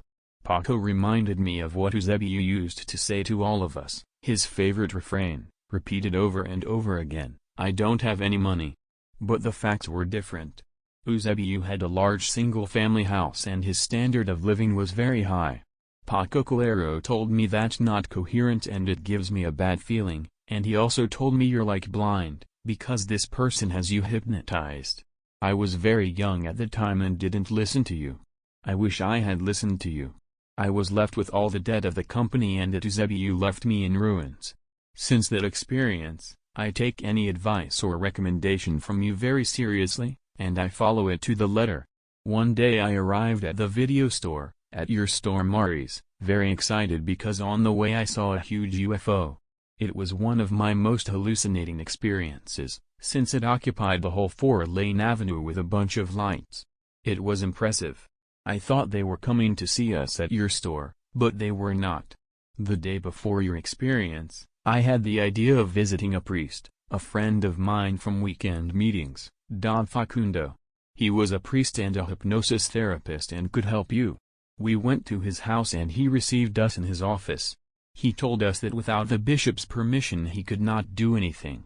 I was very disappointed with his attitude and I realized his hypocrisy, because a week before he had hypnotized some of the group's friends and, instead of looking for spiritual experiences, the priest made us travel in time to see the number of the primitive. I remember the day Mari, your wife, phoned my house. It was 5 in the morning. Almost didn't understand anything she was saying, she was crying, she said you were very ill and that she was afraid for your life. At that moment I jumped out of bed and came to your house. At the door of your house, your wife told me about the conversation she had had with you. She told me that there was a light energy inside you, but it was not you. She said that it was an electric current that was running through your whole body, that it was overriding you and finally took control of your being, but that you still had your consciousness. This situation was very difficult for me to explain and also to understand. She told me that she woke up because she felt you shaking and asked you, Paco, are you all right now? To which you replied, I am not Paco, I am the light. She also told me that said light energy had told her I have to see someone. Your wife asked, who? And the light replied, I don't know yet, wait. Then the light moved its arms with its palms upward and explained to her, I know, I have been told. On Earth, today, his name is Paco Cifuentes. He is Paco's friend. Call him, let him come. After a while, when your wife and I were by your side, the voice in on coming from inside you said, now you will not understand many things that are being said, others you will forget, but in time you will understand and remember everything. You are angels as gods, above you have your true family. Earth is just a farm where you all come to. In the afternoon, after that experience, you felt very uncomfortable and you felt bad. I was trying to help you, I knew what you were going through. At that moment I had to look for a way out that would produce a positive change in you. I thought of a friend who is a spiritual painter, Lucia. She is a woman who paints mystical or spiritual paintings directed by divine inspiration. She is a person who loves everyone and the world loves her. She was a great help to a former associate of mine, Jose Maria, who had lung cancer. Lucia was the guide he needed to find the comfort and spiritual peace that helped him through that painful illness. I took Paco Calero to see her. For those of us who know her well, she is like a second mother. Paco had met her before and had told her some of his experiences. He told him, for example, about the experience of wood and Christ. My painter friend said to him, you go from here to there, from one place to another, looking for Christ. He has found you, He is with you. From that day on, both Paco Calero and I have had many experiences where our consciousness changed. For more details about this story, each of you should read Paco Calero's book. 13. Laura Maria, Masanasa, Valencia, Spain. 2019 was a very difficult year for me, with a child under 2 years old, a divorce and a lot of frustration. I started asking myself transcendental questions related to existence and metaphysics, and life started giving me answers. One day I went to Paco's store to print some documents, and he realized that it was related to spirituality because of the images that appeared. He asked me if I was interested in metaphysics, gave me his book as a gift, and from there a wonderful friendship arose. For me, Paco's experience with the light is the testimony that this life is not only what we see, that we are not here by pure chance or in passing, that our soul comes to live the experience of life again and again, to grow in consciousness and learn to walk the path of the heart, as I like to call it. In Paco you find a brother full of humility, patience, respect and love for others, who takes personally the welfare of those who cross his path, whether known or unknown. The greatness of his soul is evident, because only in his eyes can you already perceive the purity of his heart. Paco was not the least bit concerned about having or knowing. His main concern is to be the best version of himself at every step. 14. Antonio, Alfafar, Valencia, Spain. In ordinary lives extraordinary things happen and lives change forever. In Paco Calero's life there was no religious vocation, but there were many difficulties. His spiritual awakening at the time was a minor issue, and you could be labeled a moron, because it was all very different. At first, he was very scared. He didn't know what was happening to him. It was all very surprising. He started to read and study about what was happening to him. What happened was an awakening of his energy, to reach enlightenment. The beloved universe or higher self contacted him and explained or confessed to him different dilemmas of humanity. Paco tells what happened to him in a simple and uncomplicated language. I imagine he would not have felt understood at times, but he does not care, because his transformation is within himself and gives him peace and love. Messages come in many forms and often from the most humble and simple people, and having such an experience does not mean that your life becomes a classical music recital. In his spiritual path he has met many people of light, and in his book he mentions some of them. Jesus Christ has already said, "The road to the Father is narrow and full of sufferings, but only the brave souls reach the victory." Thank you, thank you, thank you for the recommendation of this book. 15. Mickey, Valencia, Spain. I helped Paco edit the book Un Viaje a la Luz. It was an instance when I was able to help him financially in the first edition, and as soon as he could, he gave me back what I had lent him. I felt very happy with my attitude to be able to collaborate by helping him. I am a person who enjoys helping others, because that makes me very happy. I talk to Paco a lot. He is a great guy. To me he is like a teacher who has taught me things that I didn't know, and that I would have never discovered on my own. In my life I have had very difficult and complex situations from which he has taken me out without asking anything in return. Thank you, Paco, for being in my life.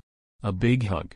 16. Maria José Mellado Vergel, Almería, Spain. Ever since I was young I have been fascinated by spiritual matters. I am the fifth out of 4 wonderful siblings, and I am always grateful to have them in my life. When I was 4 years old I lost my father, when he was only 56 years old. From that moment I began to question many things. I wanted to know where my father was and why he left so young with how happy he was. I remember telling my siblings that my father was on the moon and that someday he would come back to us. I was a very curious child and wanted to have the answers to everything. It was a great misfortune for my mother, as she lost the love of her life and was left alone with 5 children. With her strength and tenacity she pulled us through, always creating an environment full of love and peace. She was and will be our fundamental pillar. On August 8, 2018 my mother passed away. That day my other half left me, my life stopped. As a result of that I started looking for people who had had spiritual experiences or near-death experiences. I was just looking for some comfort because I knew that this could not end here, because the people we love cannot disappear just like that. All of a sudden, one day, watching some videos, Paco Calero appeared. Listening to all his experience, I realized his great humility and simplicity, and I immediately contacted him. The first time I spoke with Paco, I asked him many questions. We talked for a long time and he explained wonderful things to me. Thank you, Paco, for your patience. He answered the most important questions for me. Is there life after death? Will I ever see my mother or loved ones again? To which he told me yes, of course, don't doubt it for a moment, God exists. He also explained to me other very interesting life questions. These answers, along with his calm and serene way of speaking, calmed down a little bit all the pain I was feeling. I reinforced my beliefs, or what I have always wanted to hear, regarding that death does not exist, only the carnal death but not the spiritual one. I am very clear that we are all children of God and come from the same divine source, which is our Creator. Of course, I have read your book and it is mind-blowing. It sounds like science fiction, the fact that a person can be merged with the light and talk to it for hours. I personally believe it and respect it. Paco, I can only thank you for taking my call at such a difficult time in my life, so I will never forget it. I hope you continue to share with us all your experiences for a long time. May God bless you. 17, Anna Maria, Valencia, Spain. Here I tell my experience of when I went into Paco's store to print some photos I had on my cell phone. Suddenly a force left me standing next to the book, and without resistance I looked at it with familiarity as if I was waiting for it. I saw Jesus and God on the cover. I didn't even have time to ask for it when Paco told me if I would like to read it. Without realizing it, Paco left it in my hands. I was surprised, and with a smile I thanked him. When I got home, it seemed that I had a treasure and a great illusion and joy that it didn't take me long to start reading. When I discovered that the book told what was going to happen, I was even more surprised. I related with some of the experiences and messages that Paco transmits. It seems as if they were tattooed inside me and now they were shared in some way to the world. A great joy came over me. I cannot share all my experiences at this moment, but I will tell the one I had a few days ago. On June 19th of this year 2022, I had a dream in which I looked out on a balcony and saw that there were more people looking out on their terraces and balconies. It seemed as if it was a general calling. There was like a moon over the sea, it had the same light, size and shape. As I looked at it, it began to divide. Small ship-like things coming out of it began to fly and formed a circle around it. It was nighttime, and from the small ships came out shapes of white light beams that evacuated people onto the ships. No one was resisting and the atmosphere was calm. I remember that the first one was a woman and her small child. Perfectly at the same time a large wave formed, and as it grew it disappeared. It seemed like some kind of warning or some kind of omen. At that moment I remembered that I was not at home and I wanted to run away to get to my house with my son. Then I woke up and I remembered Paco when he told in his book the message that the light gave him. 18, William Vasquez, Barquisimeto, Venezuela. Paco's book is essentially an autobiography of its author, written in a simple and pleasant language, characteristic of the way of life of its creator. Paco owns the usual prose of the writers of this literary genre, the autobiography, and ventures into the chronicle to record a phenomenon, the light, in which he narrates and describes this phenomenon lived in his own being. Thus, Paco is one of those who describe his life and work for eternity. Paco Calero's journey to the light is above all a chronicle of his life and the events that have taken place in it, of that which he describes as light, of which he is a faithful believer and selfless disseminator of this phenomenon unknown to many. Reading Paco Calero's book has reminded me of the simple life of the people and the way in which the young people of his time lived it. June 2022. 19. Josefina Nortis Nadal, Murcia, Spain. I am Josefina Nortis Nadal and I met Paco Calero in 1993, a year after the great encounter with the light happened to him. Always, ever since I was a little girl, I felt inside me a restless search for the truth about our existence. I needed to know who we are, where we come from, if there is life after death, if this God we have been shown is so. There were many questions welling up from within me that I could not find answers to. As I grew up and became older, These questions were transformed into a desire to serve him, Jesus, and I decided to become a nun, specifically a missionary, where I could really help people. My mother was strongly opposed. That restlessness kept hitting me hard inside, and I did not know which path to take. At that time I had, and still have, an image of Jesus Christ in my room, because he has always been my traveling companion, my cloth of tears, and with whom I have celebrated my joys with, that is to say, he is everything to me. At that moment I turned to him and asked him to help me, to direct me to him, because I did not know what it was that I felt inside me. A few months passed, and due to circumstances that are not relevant, but no less important because one thing leads to another and all are relevant to complete this puzzle, I met a guy from Valencia. After a while we wanted to be together and decided to get married. It was a very strange thing, but it happened. What was my surprise when, being already settled in Valencia and adapting to my new life, I met one of my husband's bosses, Paco Calero. It turned out that he was going to give a lecture with a certain Santiago Latorre on those topics that were my craze, but telling a series of experiences that were happening to him personally. I felt very sorry for not knowing the city and not being able to travel to attend the event, as I felt it was very important. The one above had something much better for me, since Paco would become my boss, and I would spend with him hand in hand and day after day for the next 6 years. I got to know him for real as well as all his family and friends, and I also got to know firsthand everything that happened and know that it was all real. I always believed in reincarnation, and I say that ever since I was a child I have had many concerns and questions that at the same time were answered internally, but in the environment in which I grew up it was very difficult to listen to the heart. The normal thing was to believe and follow what your parents had taught you. One Sunday morning while I was in the store, Paco came and asked me which character in the story I identified with. The truth is, at first I did not know what to answer. I had never thought about it, but there was a silence and a name came out of my mouth. Surely it was not me who was speaking, but I said I do not know, Teresa of Jesus. He began to cry with emotion and said, "Last night I had an experience with you and they showed me who you were. They passed me a computer screen with many names and stopped at one. Look at me, I have it written on a piece of paper in my pocket." Boo!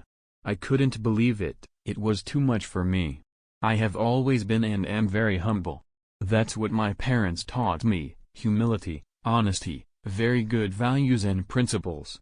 For me this situation was too much. I believed it was real. I always believed in it, not for me but for others, although I was seeing and feeling it because at that moment an electric current I could not control ran through my whole body. From there on, I began to investigate the life of Teresa of Jesus, to know her more, and clearly I felt totally identified. It was as if my being already knew everything she had gone through, suffered and achieved. I have a drawing of her, like a portrait, and when I compared it with an image of me at the same age, 21 years old, it was like looking in the mirror. However, not everything was so beautiful, for there was a price to pay. From then on there was a dispute between good and evil for me, for my soul, for my being, for destroying me. Paco began to have messages about things, problems that I would have because of the people who would approach me, decisions that I would have to make, free will. And there were many occasions that I was between good and evil. At his side, all those questions I had since I was a girl were being answered. We began to see pictures with impressive lights, so strong that we could not see each other, that is to say, the light that was with us was very strong, we should not be afraid. I also began to have real dreams, although I knew they were not dreams but messages. At first I did not understand them, but after a while the things I dreamed about happened to me and then everything had an explanation. Since then many things have happened to me. It has been a slow process because I have had to overcome many hard obstacles to become the person I am today. My mother used to tell me that I was going through a military service, that I was going to see when I would finish my military service, and even she didn't know that what she was saying was as true as a cathedral. The 27 years at Paco's side have been for me like an instruction of something greater that will happen, of which I will pick up that witness. I cannot give more details because I am preparing a book where all of Paco's experiences and all of his teachings will remain for eternity. I do not intend to teach anything to anyone, only to tell the world the truth. 20. Mar, Valencia, Spain. My name is Mar and I live in Valencia. I met Paco when I lived in Calero, and one evening I went with my children to rent some movies at his video store. I have always been attracted to the spiritual world and I was interested in renting a movie for me. It was about Nostradamus, and I asked him if he had any of the prophecies. While I was looking for children's movies for my kids, I noticed the walls of the video store. There were some pictures of Jesus' face, and others with flashes of light coming down, as well as circles of light that fascinated me. I asked him about them and he gave me a picture. While we were talking about why I chose that film, I told him that I really enjoyed and was attracted to these kind of themes. At that moment, Paco said to me, "Are you noticing what I'm noticing?" Suddenly my hair from head to toe began to stand on its ends. I looked around to see if people noticed that my hair was standing up on my head. I rented the movies and went home with my children. It was raining. Suddenly, as soon as I left the video store, I began to experience a great love. I felt so good that I just wanted to hug everyone, even if I didn't know them. The feeling was such that my heart was beating out of my chest. It was love that I wanted to transmit that is inexplicable, and after 20-something years I remember it like the first day. Although I have had other sensations and perceptions, I had never felt what I experienced that day. I was filled with an inexplicable unconditional love. Nothing matters to you, it's like floating. It was like being in heaven but on earth. Thank you, Paco. It is an honor to have met you, although I think we already knew each other in other lives. Nothing is by chance, and again 1,000 thank yous. 21. Pilarabad, Valencia, Spain. Paco Calero is a marvelous being, filled with humility and a golden heart. His book has been written from the heart. 22. Ana de Vasquez, Santiago of Chile. Winter of 2022. On Viaje a la Luz, Mi Testamento, is how Paco Calero describes his book published by Venetia, in Calero, Valencia, Spain. 2018. Calero's book, as he himself points out, is a clear testimony of his life. In it he makes an autobiographical sketch of what has been his existence until he was 60 years old.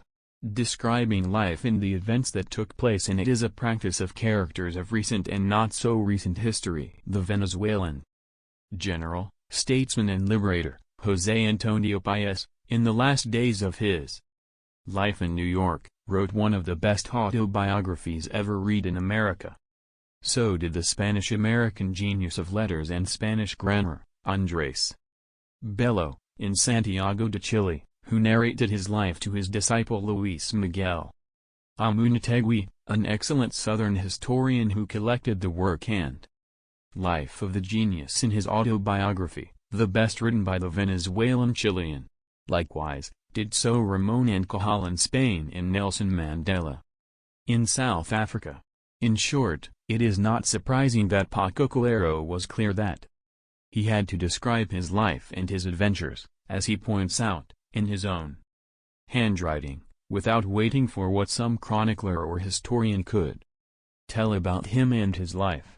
Un Viaje a la Luz is a simple work but great for its content, for the sincerity and honesty with which the author expresses the facts narrated. Paco tries to divide his book into a before and an after, something that is not easy to separate, in spite of his effort, because of what that light with which he finds himself and which gives brightness to this work meant. It is an event that has always accompanied him. Light is everything in Paco's work, and from it he spins the supernatural phenomena he perceives, those conversations with unknown characters. In all this he affirms his faith and the feeling that the best religion is to do good, as he indicates in one of his premature conclusions in the first lines of his book. I am pleased to accompany Paco Calero in his adventure from the point of view of a reader of his work. 23. Yolanda, Valencia. I have been searching for answers for a long time, and life with its Enormous intelligence brought this incredible person into my life. I can only say that I will always be grateful. Many people in difficult moments of their lives are looking for the light and a helping hand, and many times it is not easy to find. Paco is that helping hand for many people and the support a person needs when going through the right changes in their soul path.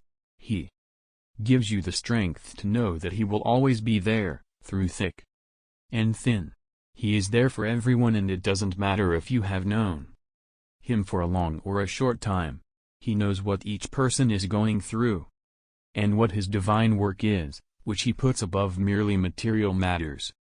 And this is what each and every one of us must learn to do, with ever greater awareness. Paco is the bridge until one learns that one carries their own guidance, and decides to listen to it from within. Paco's experience is a profound experience that gives us a glimpse of what is to come and what lies behind our true existence on this planet. A great person and a great experience, which serves as an inspiration and a compass, to assure us that we really are not alone in our personal journey. It is also proof that we are shown a map, a path, that indicates where we must follow, to find the light, each and every one of us. 24. Sandro, Italy. I met Paco about 20 years ago. I lived in the town next to his, but I had never entered his store. Before meeting him I had had several experiences where I connected with higher levels of consciousness and that awakened in me a strong spiritual longing. Soon after, I met Paco in his store in Calero. He sensed something in me, and from there he invited me to share with a group of people close to him, who were attracted to the spiritual. As I got to know him, I realized that he was a special being, humble and with a lot of heart. I told him about the experiences I had had, and he told me that I was a biblical being, and that like others he knew, I had incarnated for the end of times. I began to see him more often, and he invited me to meetings with more people, some from South America, who had had spiritual experiences. When he published his book Un Viaje a la Luz, he gave us all a copy with a dedication. It is the book that relates the inner process that he lived from a very young age, and that really is a journey to the light. In the same light, he perceived the being he really was. A very elevated being who had incarnated to bring together all of us of all times. Some time later, I felt the inner need to stay alone with myself in a house in the country. I lived like that for a few years. At that time, Paco had created a group for us to start walking together towards the light. He invited me to the group, and I felt that my time of solitude was coming to an end. So soon after I joined the group and began to share light and love with my brothers. It was another great gift that life gave me through Paco, to whom I am very grateful. I feel in Paco that he has chosen, from the depths of his heart, the direct path to the Father and makes him one with him. Thank you, Paco. A big hug to all. 25. Vicente Vidal, Alfafar, Valencia, Spain. Dear friend, I want to congratulate you for your book Un Viaje a la Luz and its translation into several languages. You deserve it, and I will tell you why. Do you remember when I was in hell?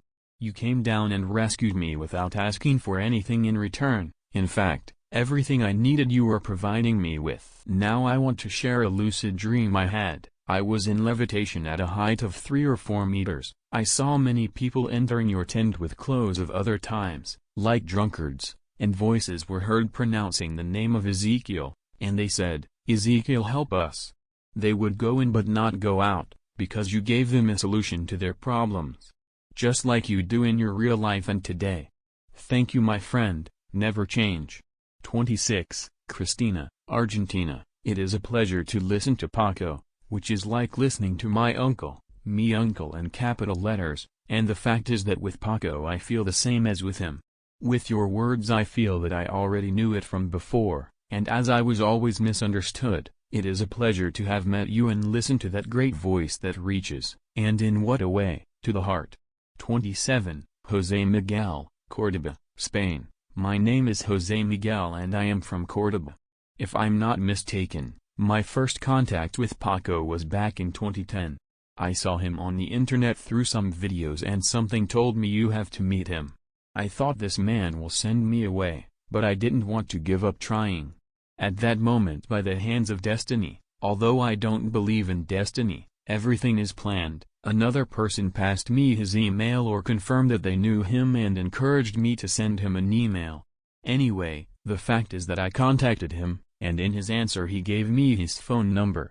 From then on, we began to talk about many topics: his experiences, my feeling of union with Archangel Michael. Our friendship grew, until one day I decided to pay him a visit. I visit Valencia and he welcomes me in his house. I meet his wife, his children, and I see how he helps other people. I realized his kindness and service. In some cases, I thought of the popular saying "a good man is a fool," but then I understood that the fools were the rest of us, including me. I met Paco Cifuentes as well, and it was a very nice bond, as if I already knew them before, and all this until today. To finish, I want to tell an anecdote that happened to me with Paco Calero. He was a channeling tool, and why do I say this? Because he corroborated my connection with the Archangel Michael.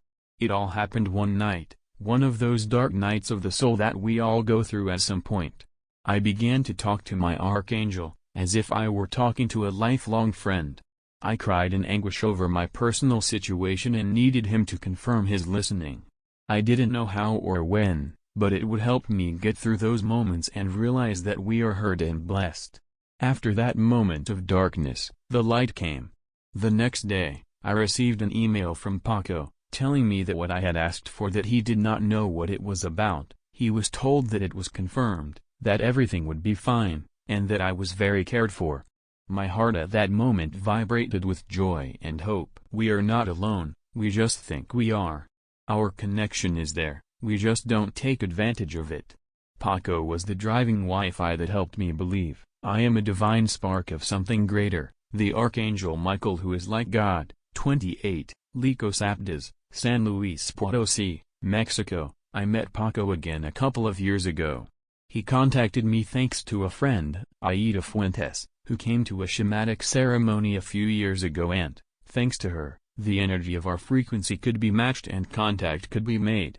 He told me part of his story, of which I found the journey that his soul had agreed to experience itself and what he had lived very interesting. A being with a noble, loving heart and with big dreams.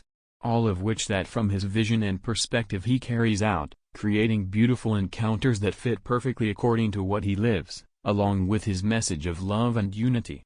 I had the pleasure of coinciding with Paco in Madrid in May 2022, where he organized a meeting with beautiful beings, where each one had great experiences to tell that have led them to have the understanding that now manifests as truth in their lives. Undoubtedly an afternoon full of laughter, deep talks, openness to new perspectives, and above all love among all who attended. In my life I have met and still continue to meet wonderful people. Paco is undoubtedly one of them. I have been working with human beings since memorable times. I have lived many experiences in different incarnations. My work is service, to face what clouds our reason and to contribute to open the heart.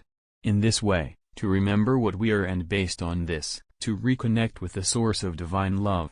Everything is energy, everything flows according to what each one carries within, and I always trust in creation, which shows us the divine mirrors that we require for our growth and evolution. That is why it is fascinating to be able to connect energy with beings who are on the path of their personal liberation. I am very grateful to be able to share these moments with Paco and all the beautiful people that are part of his group, which is growing more and more. Paco's book is a beautiful book, which reflects how he sees life from his vision.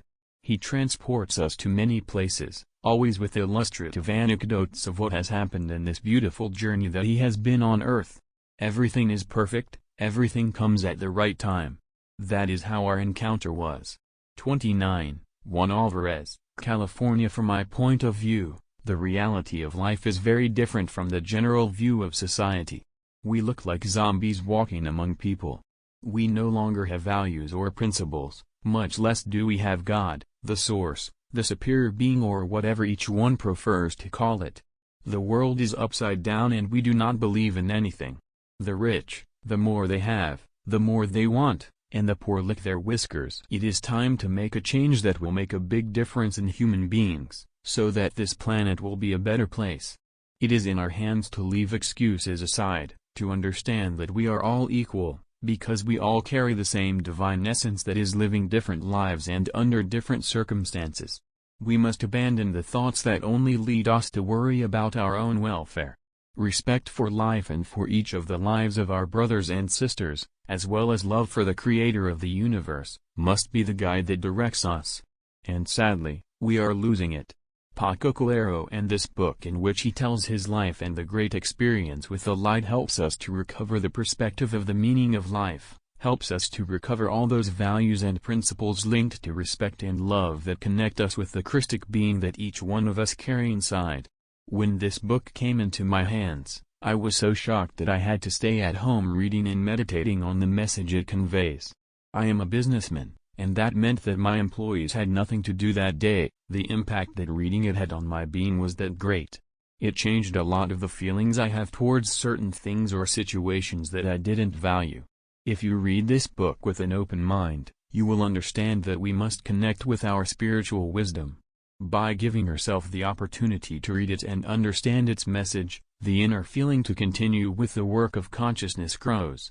As Paco says, we are angels without knowing it. We can only help and make a difference for a better world. The path of being in the growth of consciousness is a certainty for me, because I have lived experiences in my own flesh and I will not give up, because I continue in the right direction. We must observe every thought and every action to take them in the direction of respect and love, leaving aside selfishness, anger, revenge or hatred with which the dark being tries to seduce us. Paco Calero has the mission to make a change for human beings. The words and the narration of the book Un Viaje a la Luz open the door to all feelings and reach knowledge. I was in the darkness and I made it out. Today I feel fulfilled and calmly handle my emotions. I work daily to grow in the light and knowledge of love, for love is the key. I am a soldier of the light. I hope you liked the thoughts I have shared. Thank you for listening. Thank you Paco Calero and blessings to all. Remember, love is the key. A lot of the feelings I have towards certain things or situations that I didn't value. If you read this book with an open mind, you will understand that we must connect with our spiritual wisdom. By giving yourself the opportunity to read it and understand its message, the inner feeling to continue with the work of consciousness grows. As Paco says, we are angels without knowing it. We can only help and make a difference for a better world.